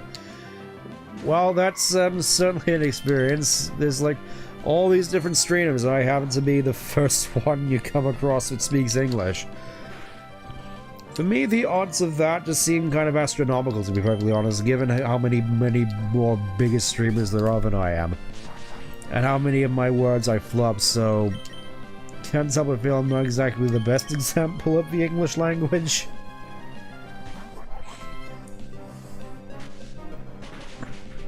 But that's just me. I know you have a lot of high defense, Aaron, but how's your special defense? Burn! You understand you have liked your content for a year now, even though I have to translate all this text into English, nothing happens, it's educational. You agree? Ah, thank you, much appreciated. It is, heartwarming to hear people say that, just the sort of thing that really makes you think, yeah, starting this whole streaming escapade up was a good idea in the first place, even if I probably won't get that much attention in future years to come. Let's bring Meryl up front. It's been a while since Meryl has had some fun and would probably do good against all these Aarons. And Makuhitas, for that matter.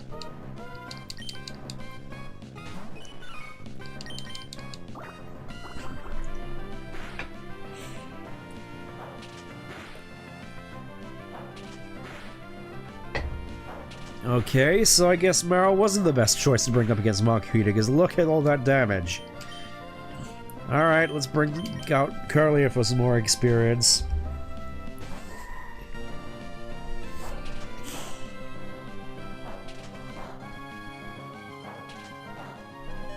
Ooh. Alright, my turn. There we go.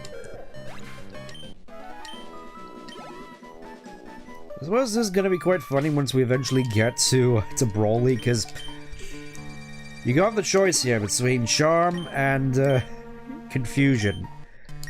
In most cases, I'm probably just gonna go Confusion anyway, because why wouldn't I go with the free damage as opposed to lowering attack? Let's have a look around here a little bit. One of my free favorite sims. Oh, thank you, Vance. Come back and fight. Alright, take care. Take care, Dennis. Happy to have you all here. Let's see how a water gun fares against Aaron.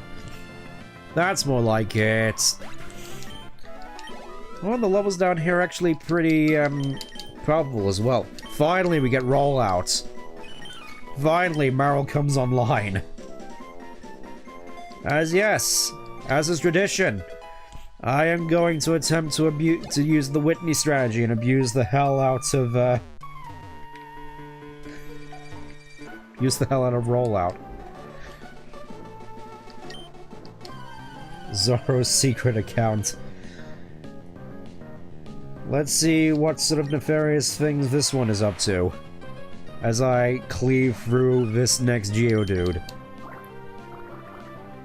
Smacking you in the face for everything. I think this is it. No, this is a Zubat. Yep, it really is the case in all these old tunnels, because I will be honest, I have gotten out of the habit of just using Flash at all. It's not so bad here because you can forget Flash, but in cases where you can't forget Flash, like in Gen 1, I'll just take my chances in the dark, thank you very much. I'd rather struggle around the dark a little bit than have to put up with Flash for most of the game until I can forget it, and even then replace it with who knows what. Do definitely appreciate the added encounters down here, though. It's like, okay, you probably haven't had much chance to really grow in level since Roxanne. Hey! Here's all these high-level Pokemon down here compared to your level for you to get you up to speed. I imagine it's going to be quite awkward using Slackoff down here, so I'm probably just gonna have him sit out.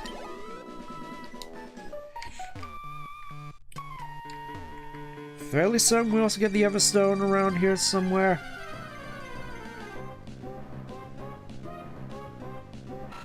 I'll end the stream in a snip.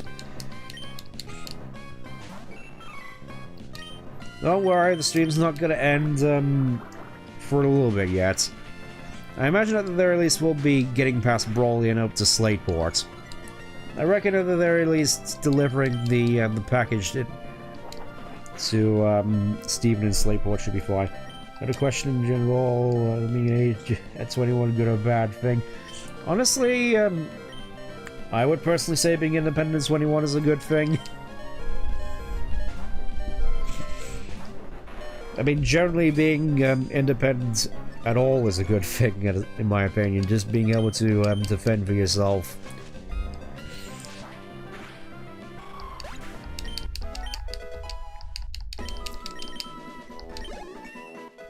There we go, starting to get everything online, though I am definitely worried about Brawley. There we go, there's Everstone. Probably not going to use it for much.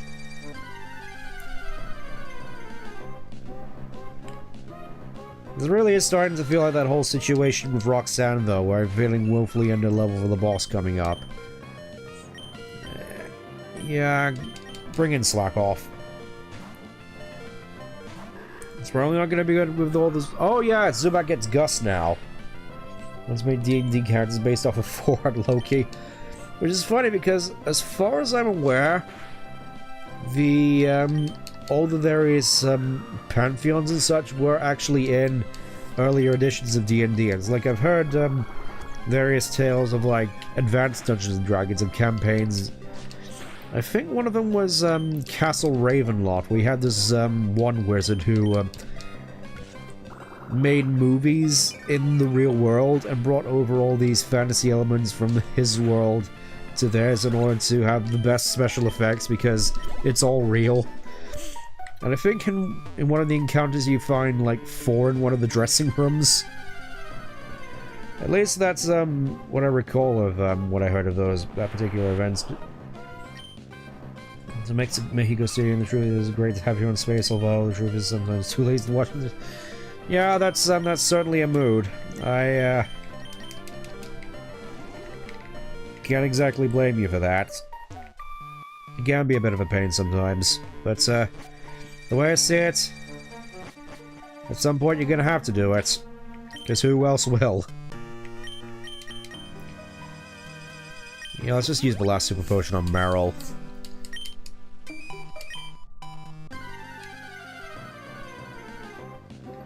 It's gonna be quite awkward as well, having used my only Ultra Ball, because there is an encounter coming up which has a very, very low capture rate. I'm just gonna say, perfectly honest. And I don't think False Swipe is necessarily gonna cut it.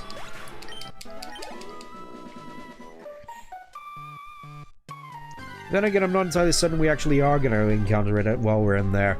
We may stay a little bit just to see if it shows up, but I'm not counting on it.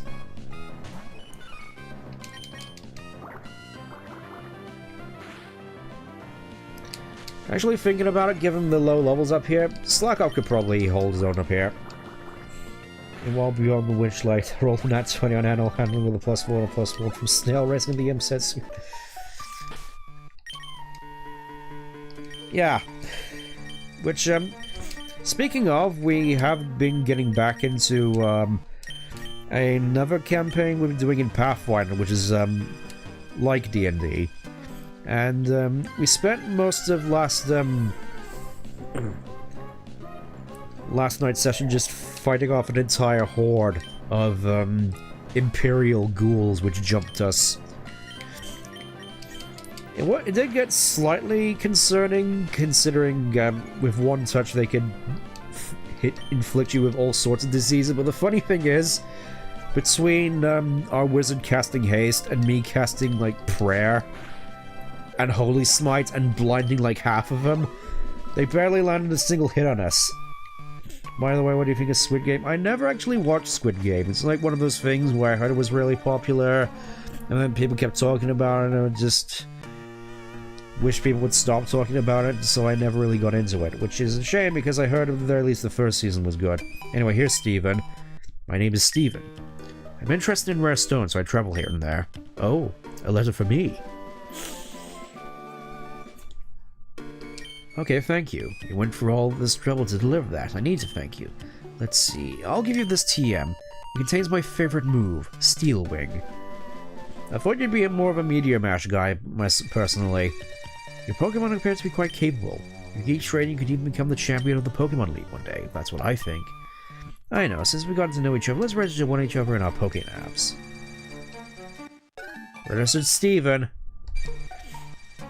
Now, I've got to hurry along. Well, since we're here, we may as well see what we can find in here. I know there's like one special encounter you can find in here, but I think the chances of us running into it are quite low. We'll hang around here a little bit to see if we can find it. And all the while, we can get some more experience for Slackoff. It's a shame. Never mind. I was gonna say it's a shame that Slackoff will be getting special attack EVs, but it's fine. It's fine, it's fine. I will admit I wasn't exactly 100% certain on the encounter rates for this special encounter. I think it's like 1%, which is kind of funny, considering how much we went through with Slackoff last part. I think we'll go for a few minutes and then just leave. I think we can afford to just run. As I don't think Slackoff is going to really be doing much against most of the inhabitants in this cave. Makuhita. I mean, the levels in here aren't bad as well, so I could potentially just come in here after the stream and just grind levels.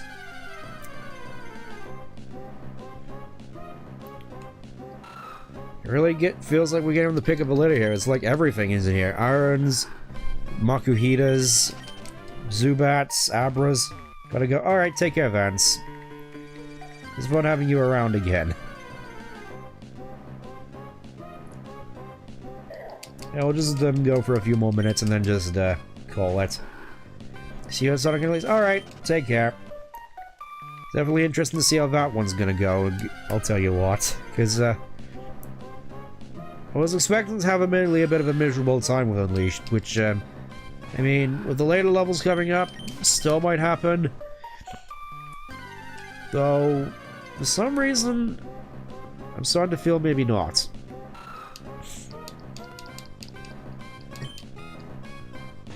Again, I'm not going to do the same thing I did last time, which is spend hours and hours in here to get this one Pokemon. Just gonna go for a little bit and then just call after. It's currently 9:19 where I am, so I'm gonna go until 9:20 and then I'm gonna call it.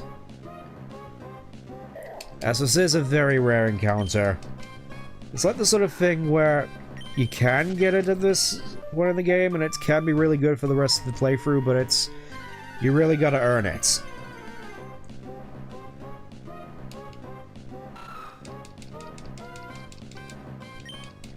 I think otherwise we can just sort of teleport out of here. At least I think. It'd be nice to be able to teleport out here and not need an escape rope.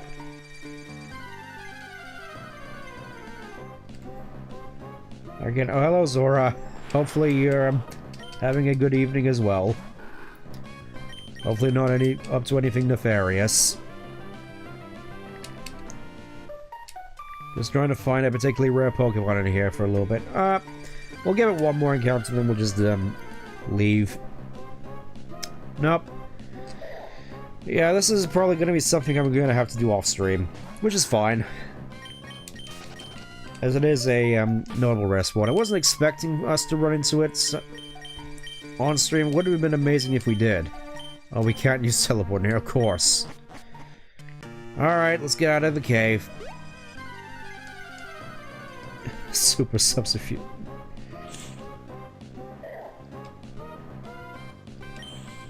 About good in general, the time that people are willing to watch a video on YouTube, I have to make about apartments. Ah.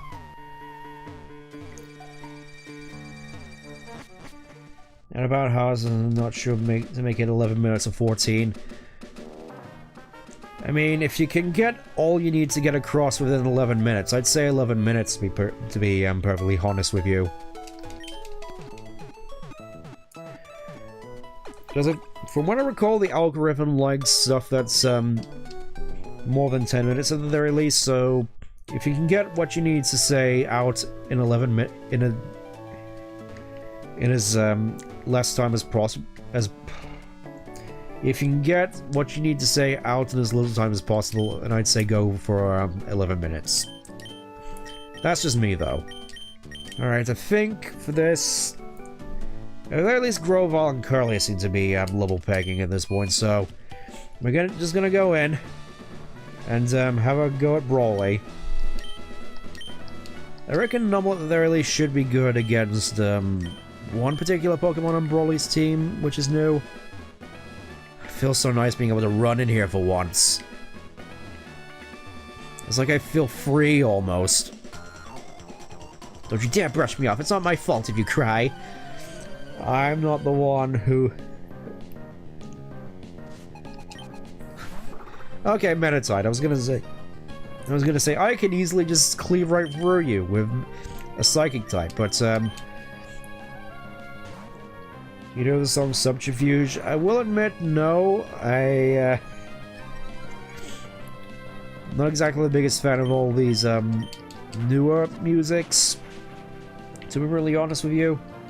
I could at the very least give it a go. Can you use your character when you use in the background scene? Well, I suppose it would be interesting to see it at the very least. Just,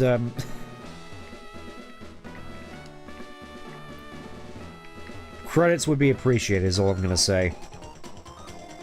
Ooh, are you stumbling around in the dark? No, no. The gumption of a sailing man. Because of all these sailors, mostly known for just fighting around the world. With nothing but Machops. Alright. Yeah, I suppose Mel could use some experience as well. We'll hit you with a mud slap for the accuracy drop. There we go.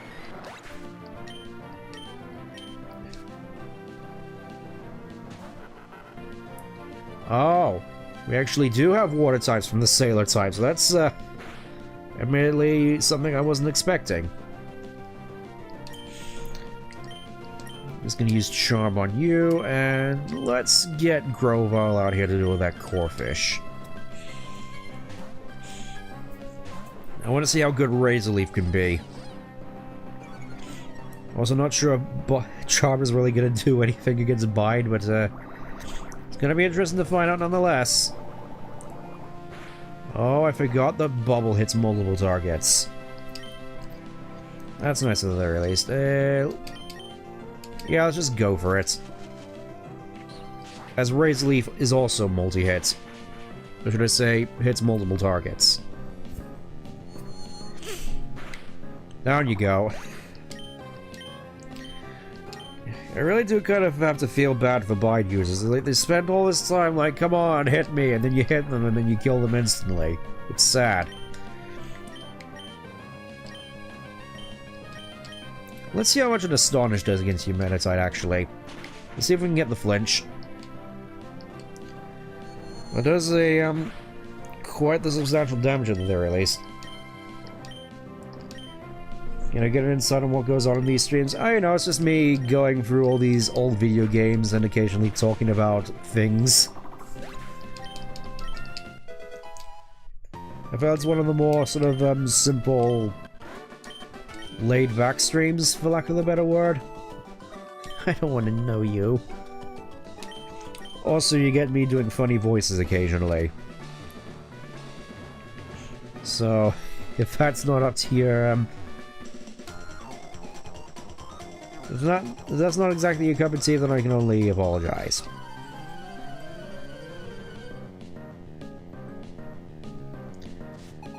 Could have sworn that's the same karate black belt sprite from Fire Red Leaf Green just ported into this game, because I could have sworn it was a different one in Ruby Sapphire. Maybe it was just me overthinking it.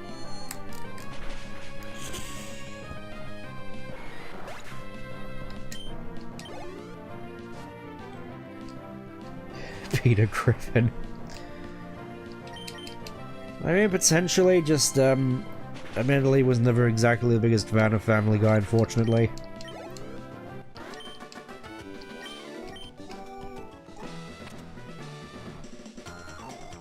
So most of what I know is mostly just from memes or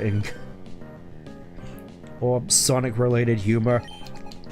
Like, gee, Lois, this reminds me of the time we fought the Biolizard back on the Space Colony Arc in 2001 Sonic Adventure 2. That's kind of thing.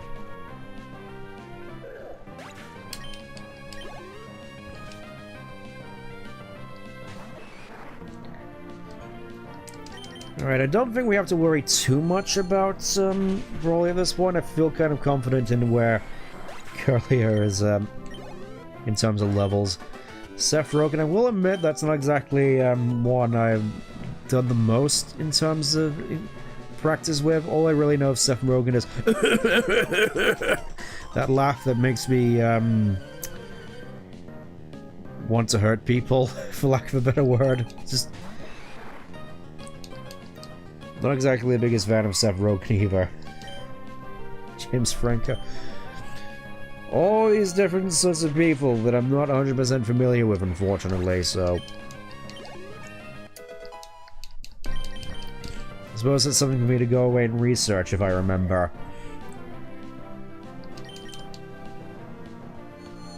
James from APGN. Yes! That's, the extent of what I think I can get away with.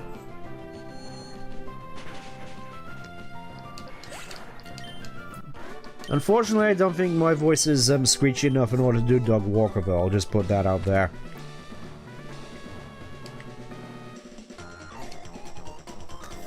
There's no need for Broly to be involved. Oh, she said the thing. Gee, Lois, this reminds me of the time I was in Super Mario Bros. Z.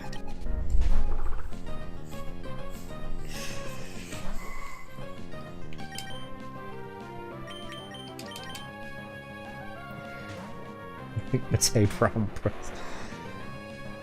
I don't think I've seen that, to be perfectly honest. Mostly just remember Mike Matei from all the various board games videos with Mr. Bucket and Crossfire and not Dragon Strike, unfortunately.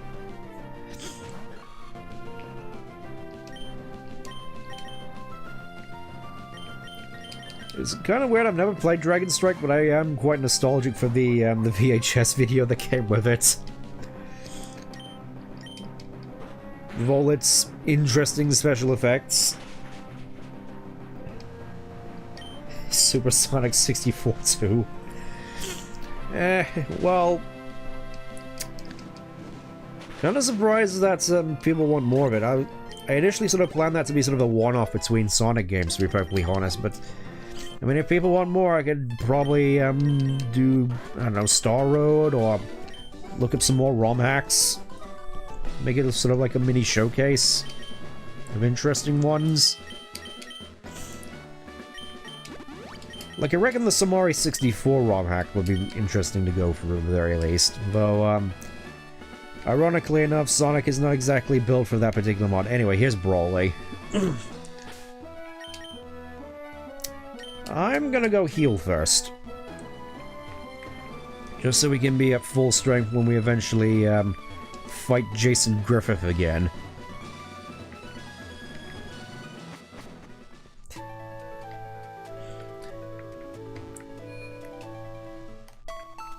I suppose it's something I'll have to consider when I actually finish Unleashed, because I suppose it would be nice to do another little one-off Sonic stream. This is a case of what people want me to do, whether it's something like, I don't know, Roboblast, or some other fan game, or more 64, or heaven forbid, do Omens again. Trumpet guy... You're gonna have to be a little bit more distinct than that, unfortunately, friend. Anyways, let's go meet Brawly. One thing important for me, you want to play Kingdom Hearts 4. If it ever comes out. But obviously I need to go through all the other Kingdom Hearts games first before that, and I'm not exactly looking forward to going through stuff like Birth by Sleep, to be really honest. Anyways. I'm Brawly, Duford's gym leader. I've been churning the rough waves of these parts, and I've grown tough in the pitch-black cave. So you want to challenge me? Let's see what you're made of. He said the thing. Gee, Lois, is like the time Metal became the Overlord. So it does seem at the very least we're on par in terms of levels. It's just, I think Makuhita has knockoff. I'm gonna risk a charm. Because I don't think I can one-shot it. Okay, bulk up, so at the very least is at -1. Caught you lacking. Yes, and the confusion as well. This is going well. Yes! It doesn't matter to me, you have your orange berry. Oh, citrus berry, okay. Never mind, I can still take you down from this range. Yes! Okay, next. Yeah, Makuhita actually comes up first this time, which is a little bit concerning. I'm gonna hit you with a charm and then switch out. Because I have someone... Oh, light screen. Interesting. You're actually making use of your psychic typing. Okay, here comes Grovile.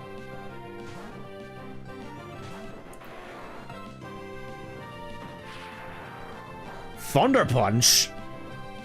That's definitely a new one. It's like...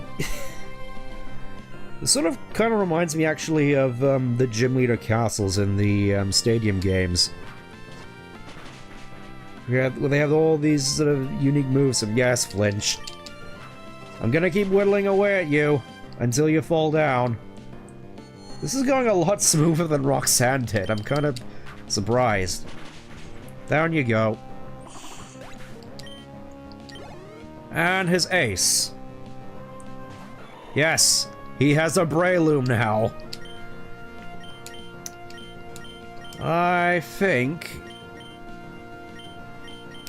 let's bring Mel out to play. Oh, so the level cap here is actually 19, okay. So I don't have to worry as much.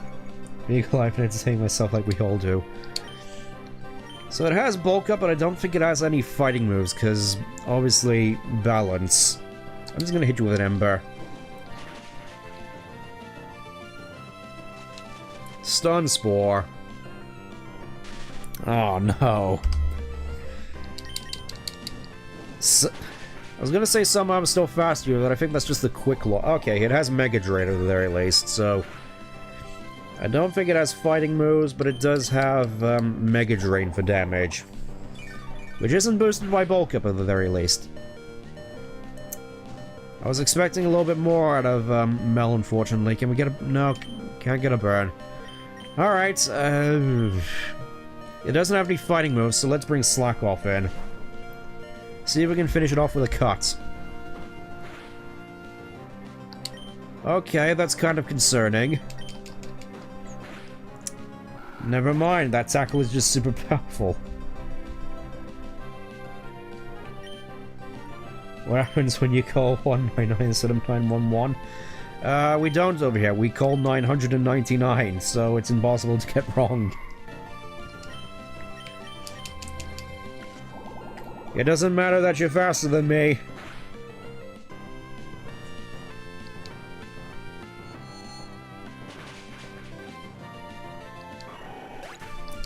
And down he goes.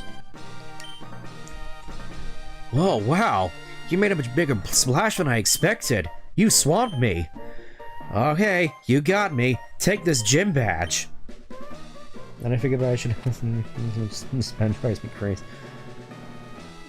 I do plan on having a Discord server at some point, just probably once I hit 1,000 subs at the very least. Retrieve the Knuckle Badge. The Knuckle Badge makes all Pokemon to level 33, even though she get in trades obey without question. And you'll be able to use the TM move, the HM move Flash outside of battle. If you'd like, you can use this Techno Machine too. Yeah, we got Bulk Up. That TM08 contains Bulk Up. It's a move that raises both attack and defense stats. Registered Brawly on the PokéNav. Alright, let's get the Huffle out of here. That went a lot smoother than Roxanne. I'll just say that much. And I think we're done here in Dewford. England, yep. I definitely wish it was better. I'll just say that much.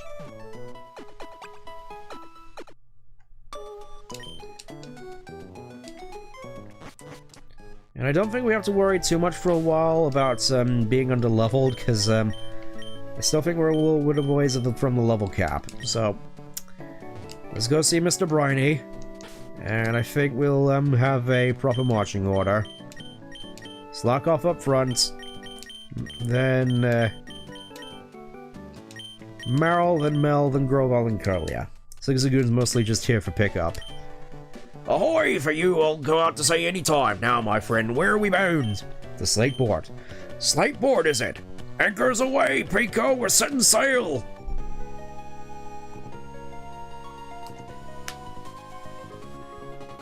Never realized this as a kid, but it looks like he just has like a whole dynamite pack in the back of the boat. What would you do if a green alien came up to you? I suppose it depends, you're gonna have to give me a little bit more distinctions than just alien. Is it just, how many fingers does it have? Does it have any tentacles? 4 Zigzagoons level 5. It's the traditional way of the Pokemon game, where you just have a level 5 Zigzagoon in the back of your party as the HM Mule. Ahoy, we may land in Slateboard. Suppose you're gonna visit Captain Stern to deliver the Devon goods.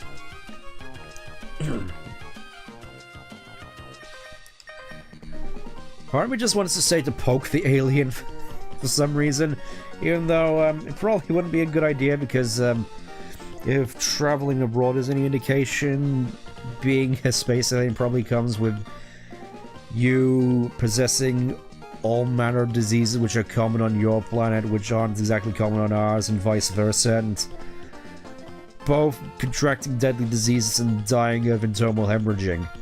Just like in War of the Worlds, where the aliens are completely destroyed by the common cold.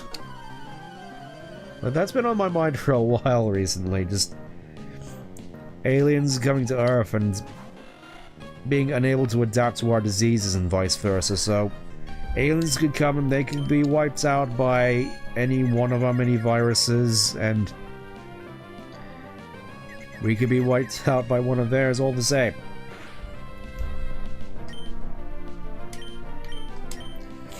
Kind of feel that's something that a lot of science fiction doesn't really take into account, to be perfectly honest.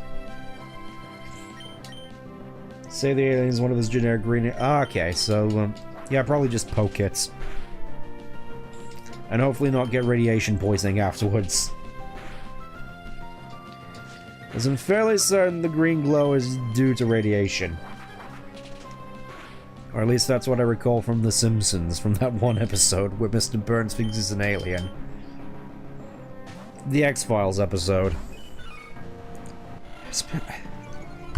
It's been too long since I've watched any Simpsons, and I'm not entirely certain as to whether or not I want to keep it that way, given the way the series has gone, which I feel like many things, you can argue that there's just a cutoff point where you can just pretend everything that comes after it didn't exist. Like for Simpsons, it's anything after season 12. Sonic, it's anything after 2010. Sorry, 2012. And for Pokemon, that's kind of difficult because I suppose at the very least also 2012. You die of being shot. Oh, so he has a gun. That would have been nice to know.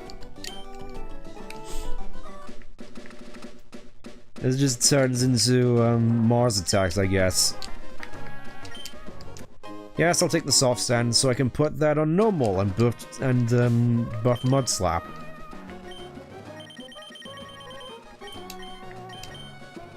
I can't remember exactly where you got the Hard Rock in this game, because that would be good for Maril. Just sort of hyper boost rollout. Let's see, do we have any more healing items, or am I gonna have to resort to berries? Just have one full restore, which I'm gonna save for later. Looks like we're down to the orange berries.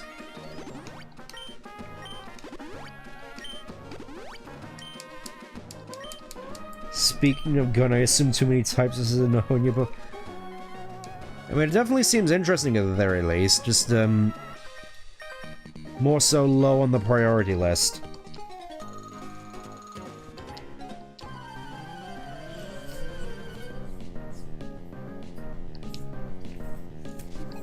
Because it is kind of funny that there's just Shedinja being entirely dedicated to the Sans type. Because yes, I did watch the Jaden video at the very least, and I will say it definitely did look quite interesting, at the very least. It's kind of crazy that we're seeing Sfeel now of all places.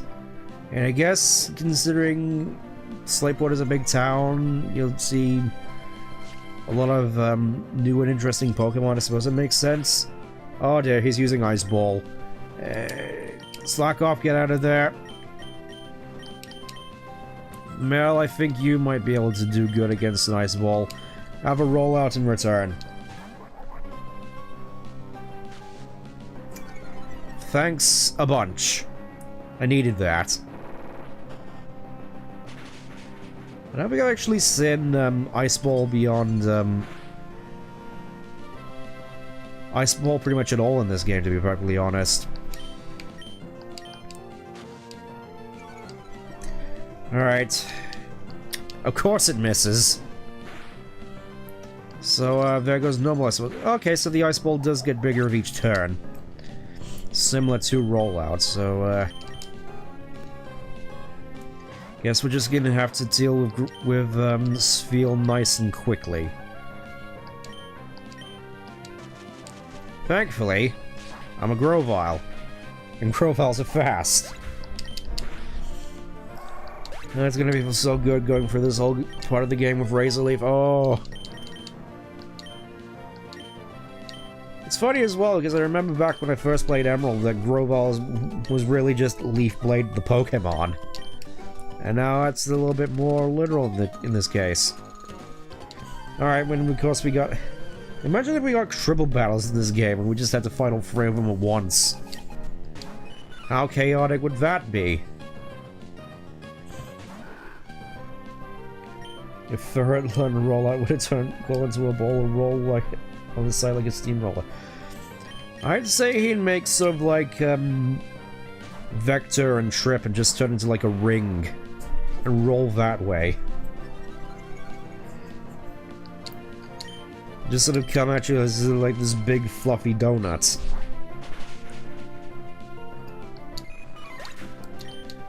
Ferret is another Pokemon that I haven't actually used in any sort of playthrough, to be brutally honest, outside of first encountering it in Colosseum. It's kind of a shame, really. I think I should heal up before I tackle the Sodigog house. Even now, I still call it Sodigog. Fluffy Ouroboros? Yep, pretty much. Ah, Slateboard. Now the real game can finally begin. It really feels as the... I think I already mentioned this back in, when I did the Sapphire Nuzlocke. It really just feels though, whilst Ruby and Sapphire, Hoenn in general is just inherently linear, at the very least, it feels as though once you get to Slateboard, the area seems to open up a little and you have access to more stuff, and, it feels the game is a lot less restrictive compared to when you were in Dewford and just going all the way up to Rustboro. It was just me.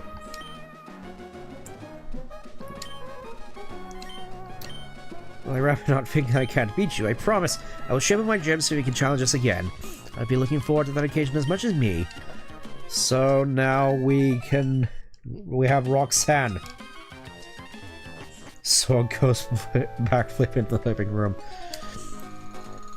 Yeah, I imagine that would unnerve anybody, but that'd just be more amazed by the Seek trick, to be perfectly honest, as I probably couldn't backflip to save my life.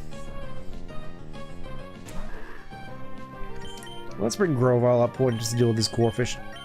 It's really weird. I suppose it's more sort of going back to the lack of Pokemon diversity in the base games. Just, I never used to see Corphish this much.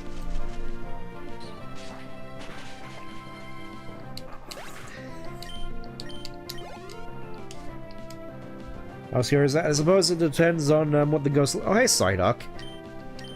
I suppose it depends on what the ghost looks like. Like if it was just a sort of generic sort of blanket over your head type of ghost, I imagine that would be more funny and funny, to be brutally honest, just seeing a blanket overhead ghost try to do a backflip.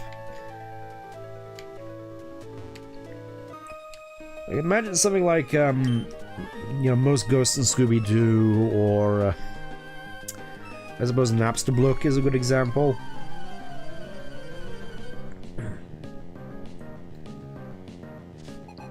Then again, I suppose ghosts like that tend to do backflips fairly often. I suppose, speaking of ghosts, I was considering, to be really honest, watching Night of the Werehog on one of my Unleashed streams at some point. Probably gonna have to find a good point to actually do it, though. Does this feel at least kind of apt to go for Night of the Werehog, considering, it does tie in with Unleashed. If you want to consider one of those horror spooky ghosts, then sure. Yeah, just generic one, just sort of blanket overhead goes, yeah, that seems more funny than scary to me at the very least. Okay, Oddish, this seems more, familiar territory. There's so many trainers just bombarding you with Oddishes, and it seems like such a mundane Pokemon by the time you actually come across one.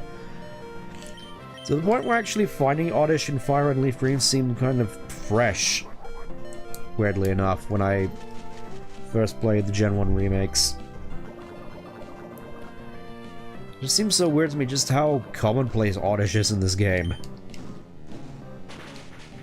And yet not Vileplume.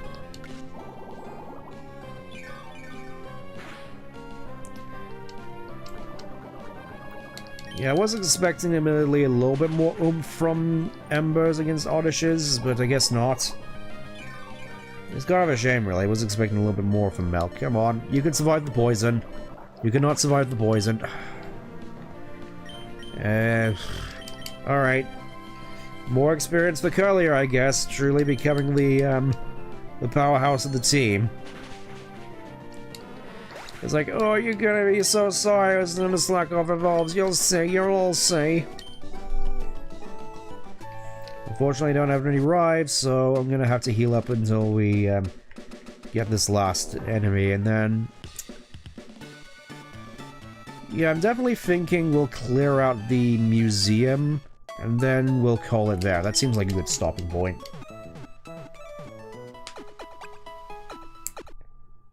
Also, Jack Black Steve alongside the Ghost Backlink. That's more terrifying, to be brutally honest with you. Like, how did Jack Black get into my house? And why does he keep saying, I am Steve? What is wrong with you, Jack Black? I used to be such a likable guy. Talking about octagons all day. What happened? That's like my only reference to Jack Black is the Sesame Street thing.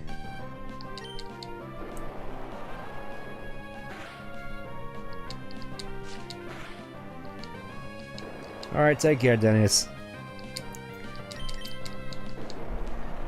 This sort of remind me of a guy I knew back in college called, I think from the... Everyone called him Dennis, but, the way his name was spelled, it always sounded to me like Denoise. And he was always pestering the teacher about things.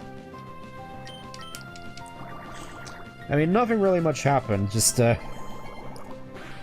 was one of those things where he kept pestering the teacher, and him constantly doing so was more sort of annoying by association. It was just me and my inability to put up with a lot of people.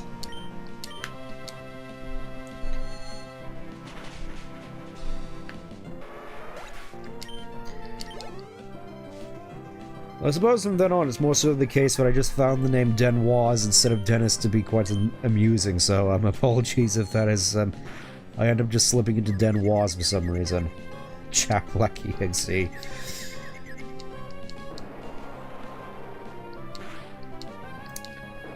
Well, you'd better watch out before I pull out the Bonzi body. See how he fares with that.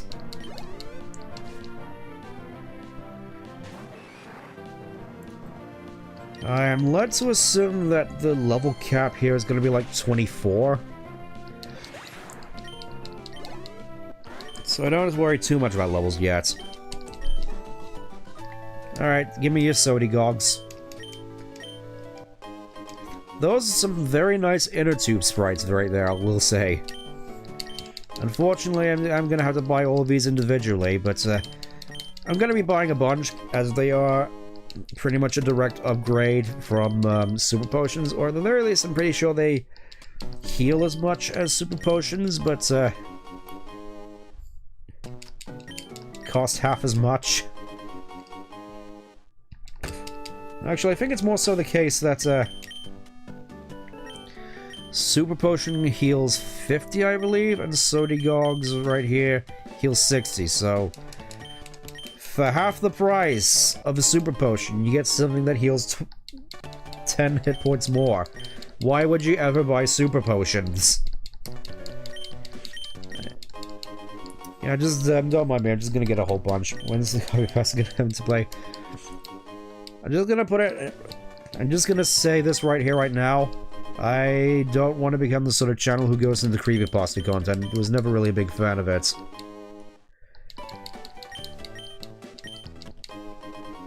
I mean, conventional horror games, possibly. I can see myself eventually going through Resident Evil, or more so forcing myself through it, starting with the first game, or at the very least the GameCube version of the first game.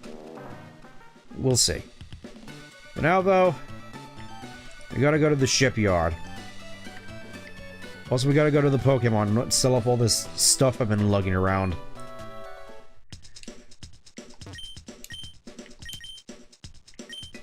Now comes the interesting part, actually. Okay, more...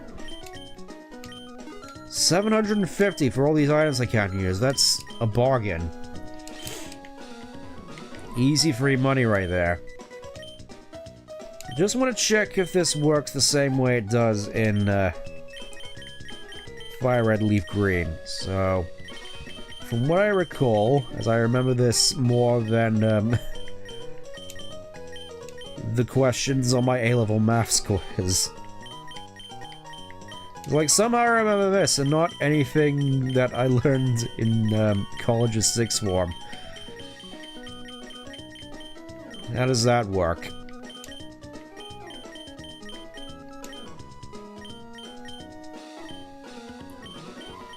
One Pokemon inside jug, whatever that blue thing's... Well... If we're talking about blue things which are an inside joke, the first thing that comes to mind for me at the very least is Wailord. Which sort of reminds me, I haven't actually come across a Skitty yet. I may have to go back and find one off stream. Assuming it is still in the same place. Okay, it does work. Once you save a game, you can access mystery gifts, so let's save the game.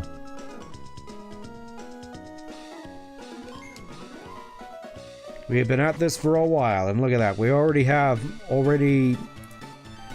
almost 30 species registered.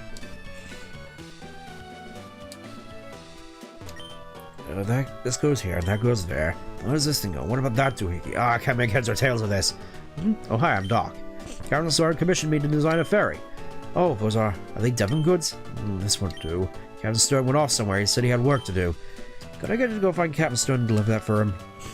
Sure thing. Starts with a P.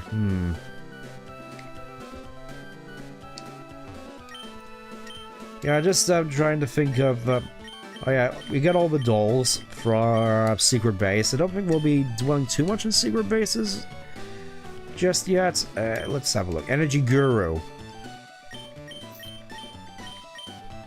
Those are very expensive. Forget the name, that's fair. Just figured a blue Pokemon that starts with the letter P. Kind of feel that you have to be a little bit more distinct than that. Maybe it's just me.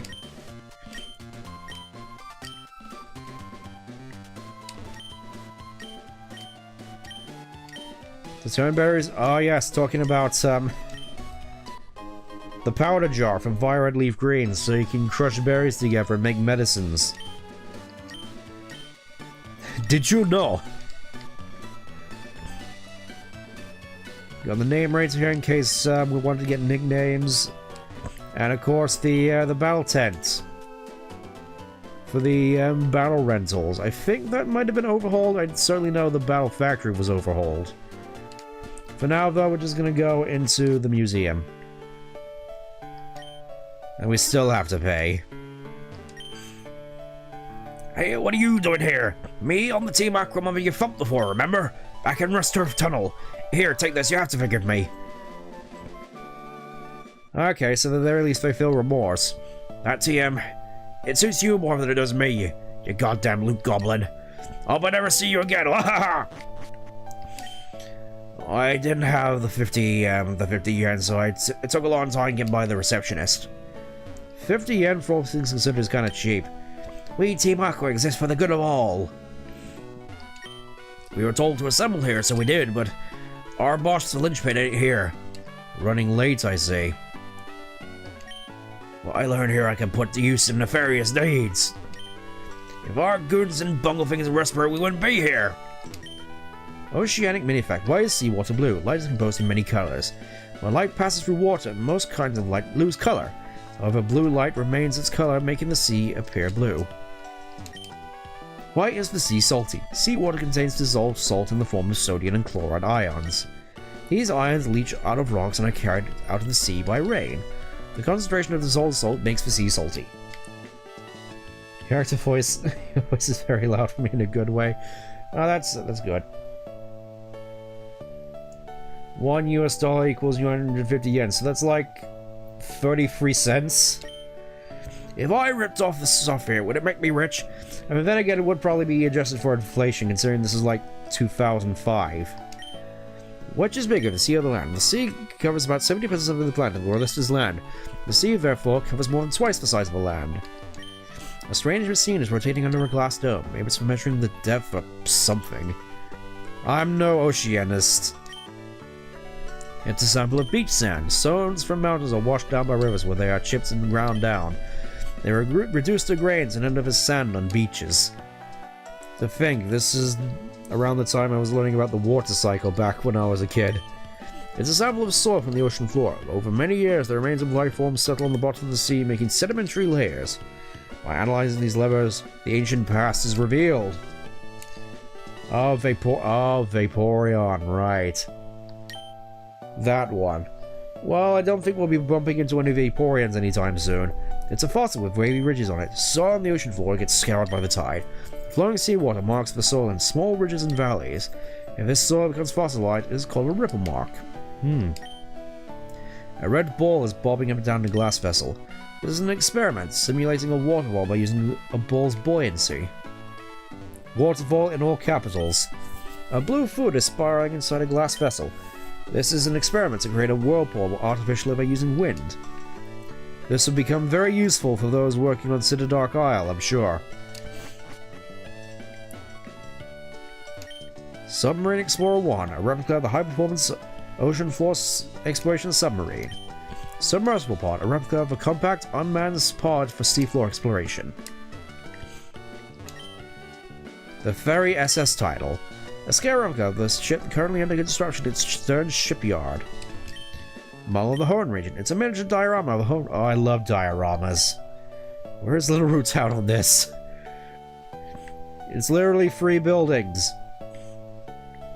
Yeah, in all seriousness, I love dioramas and, like, miniature stuff. It's like in our most recent Pathfinder game, our current DM's been making a hobby of making all these, sort of dungeon tiles out of, like, insulation foam. And, cardboard and such. It's all sort of interesting stuff. Definitely looking forward to him improving his craft as he goes on. A rubber ball is expanding and shrinking. In the sea, the weight of water itself exerts pressure. In shallow water, the pressure is not very heavy. However, in extremely deep water, the pressure can reach even tens of thousands of tons in a small area. It's a display of the flow of seawater. Near the bottom of the sea, water flows due to differences in such factors such as temperature and salinity. It's a display of the flow of seawater. Towards the surface, seawater flows as currents driven by the winds. Water quality sample level 1. The label says, the sea is all connected, but the water seems to differ by region. Water sample 2. Does the saltiness of water differ by region too? I mean, the plastic percentage definitely does. Well, the trash islands. Okay, nothing in here. Nothing in here.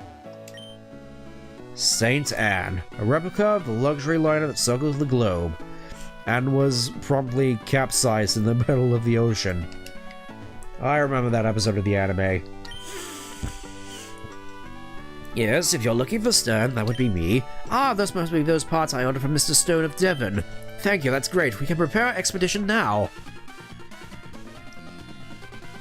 Hey, hold it. We be taking those parts. What? Who are you people? We be Team Aqua. Our boss wants those parts. Now shoot your yap and fork him over.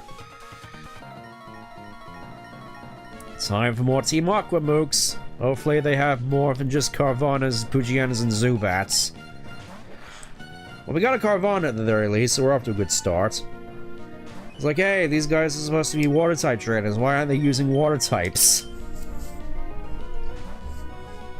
The eternal curse of the Team Aqua / enemy Team Mooks. Cursed forever to only use Pugianas, all the region's rats, Zubats, Grimers. Being an enemy team in Pokemon was gonna suck, really. Oh, come on. I'm sure Normal can handle a Zubat. Get in there, Mel. Mush. Mush him with Rock Tomb. Go get him. So it is nice at the very least that Zubat actually gets a flying type move right off the bat. As opposed to just sticking to Leech Life and Astonish and Supersonic. It's like, at the very start, Zubat actually gets to do something. Ah, kid beat me! Oh man, what a disaster! The boss is gonna be furious! Sniveling wimp, let me take care of this. I reckon I'm absolutely gonna be ruining my voice when, after this particular fight. You know what? Let's let the marrow out of the barrel. You thought I was gonna swap out, didn't you? Well, joke's on you. Let's see how strong I get now. Because, of course, Defense Curl buffs the damage of Rollout and Ice Ball. Meaning, I imagine some fights are going to be quite interesting when we get to them. Doesn't matter. Don't care. I'm not a fairy type. Still don't care. There we go. And with huge power, there's nothing that can stop me now. What? I lost 2? Alright, time to ruin my voice.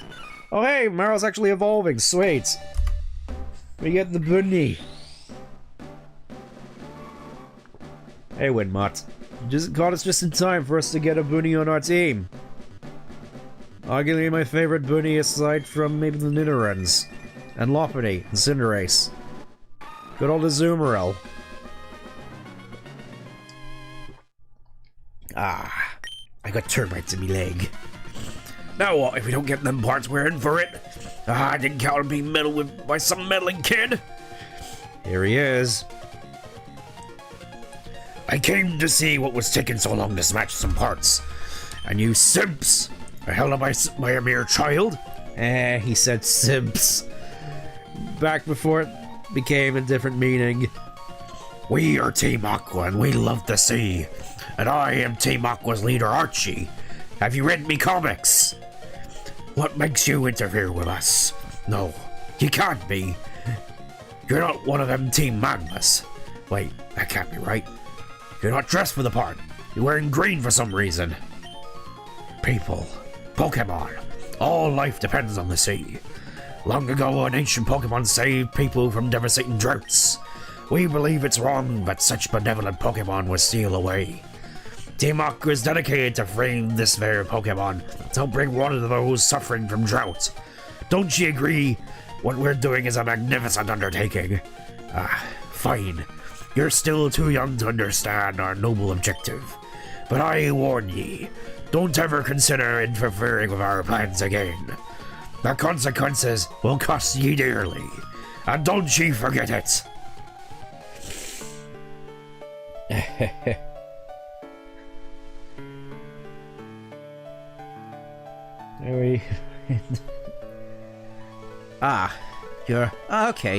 You're sent. Anyways, that was a tense situation. Thank you for saving us from those pirates. Oh yes, I almost forgot you even bought the pot from Devon. I don't know the Devon good. Whoops, there's no time to lose. We have to set out on our oceanfall expedition really soon. Thanks again, but now I have to go. Feel free to wander around and check our facilities, though. How nice then to heal us up afterwards. I already checked out all the facilities here, so I think we're done here. Enjoy yourself? Enjoy yourself. I will. And I have been. Oh, hey, Scott. Huh? I'm sure I met you somewhere before. I've introduced myself to you, if not, the name's Scott. I just saw Team Aqua run away from here like they were stung. Let me guess, you drove them away? Maybe, just maybe, this traitor. Alright, I think you're gonna become a good friend. So let's register each other on our PokéNabs. Registered this Scott person. What I like to do is tag along with you, but I want to keep an eye on the towns of other people too. So I'll be off to roam over towns a little more. Be seeing ya. Really be focused on that game? Yep, unfortunately that is the case, so that's gonna do it for me.